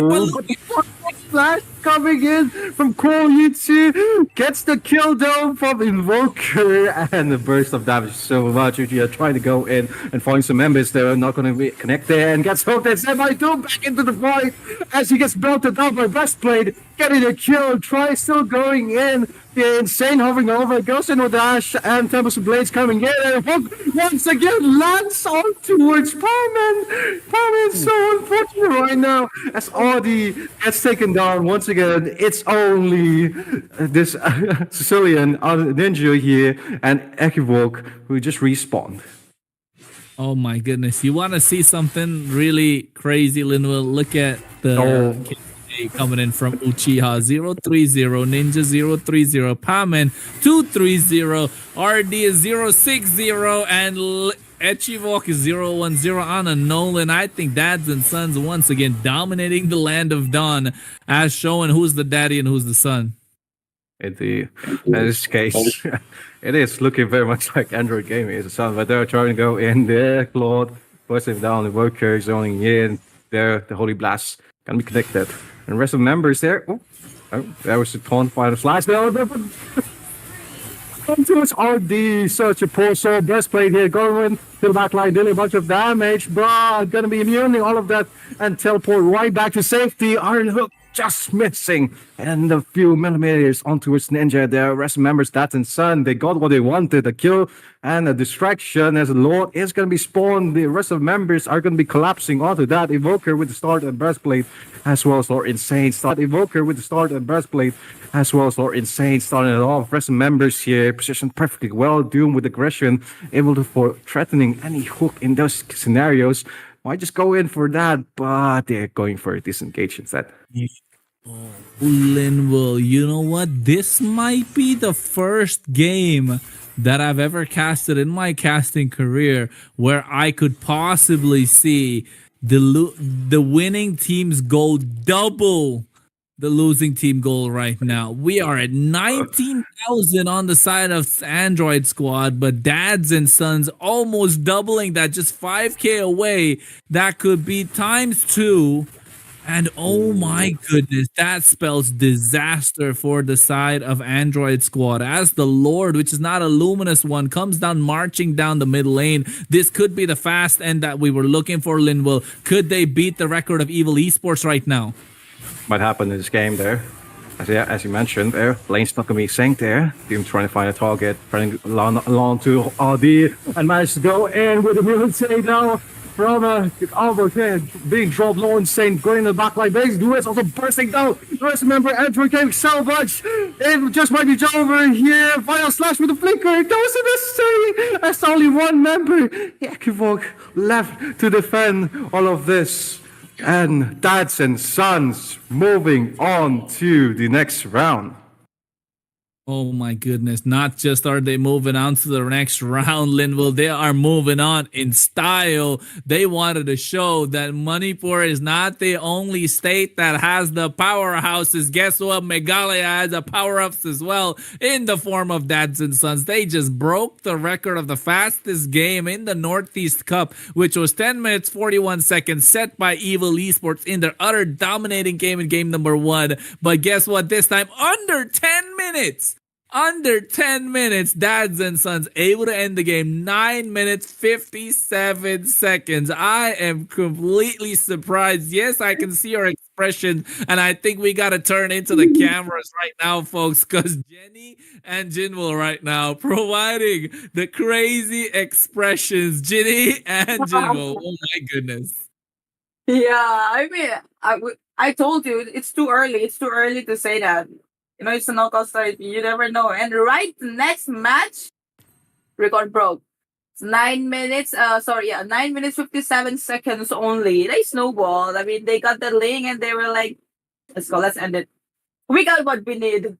When they should have banned Link because people know that Insane is really Yeah. good at those assassins. If I were there, I would have banned for sure. Man. I don't know why Indeed. did they not respect that. But yeah, this just shows that on the first day here, all these teams that swept the tournament here with pretty fast games, unbelievable scores here. You gotta take a look out for them, and I guess this will set the marker for the rest of the teams to do their homework, maybe Yep. research on those teams. I mean, they have a lot of experience also going up against each other in rank, but yeah, it's just another wake up call. Definitely a wake up call. A wake up call to do your homework. I mean, ban. Anyone would have banned, like knowing that Insane is in the opponents, knowing that this guy is good with assassins, especially this one. Straight away banned, Yeah. but they didn't want to. I mean, it's not just the fact that you do your homework, right? It's yes, you have to do your homework against your teams, but guess what? Right now, the fact that some of these bigger teams are being streamed on for the Northeast Cup by Battle Knights in this tournament so far. Yes, we had Evil Esports today. Yes, we had Dads and Sons. You know, in the first few games, we had a bigger teams taking part, showcasing their skills.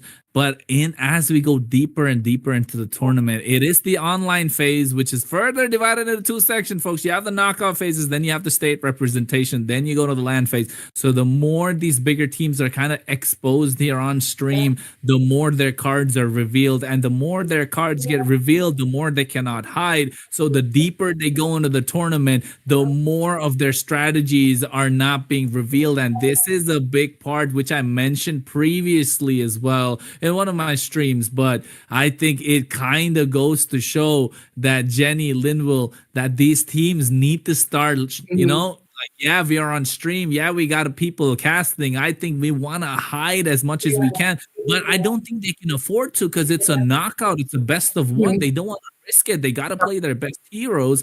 And then slowly but surely, once their strategies get revealed, it will be much harder even for the top teams to actually try and win. So this is where the knowledge of the game comes into play. And let's not forget that the Northeast Cup still has registration open, folks. So make sure you download Discord, download the game, get into the Battle Knights Discord, ask for the registration link. It could be in the description right now, or ask the moderator in the chat. Join, make your own team. I think we got to make our own team. Jenny in the mid lane, Lynn wrong position. I go into the jungle. We have three already. Just and, you know, Scaria in the gold lane. We just need an EXP laner, and then we can just get the victory. You know what? You know what? Let's do that now. Let's do that now. Like I can just turn on my live and then we can go. Let's play together. How about you guys?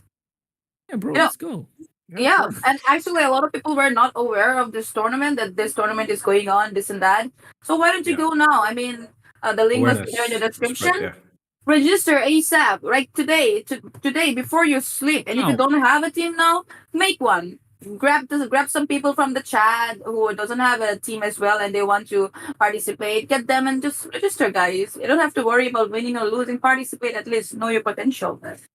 Yeah, I know. At least to try out the new Leomord skin. I know, guys. We're all broke. Yeah, Yeah. that's true. That's true. Try Definitely, that. yeah, good idea, man. So try it, right? But yeah, I think that'll be all for today's day number one of the Northeast Cup. It's been a wonderful day to start us off, and just phenomenal matches all around. Phenomenal casters, phenomenal viewers, and phenomenal players, all in the end. But yeah, I think we're probably going to round this up. Yeah, stay tuned for more games to come in the following days as well. A lot of great teams are going to be playing. Don't forget, this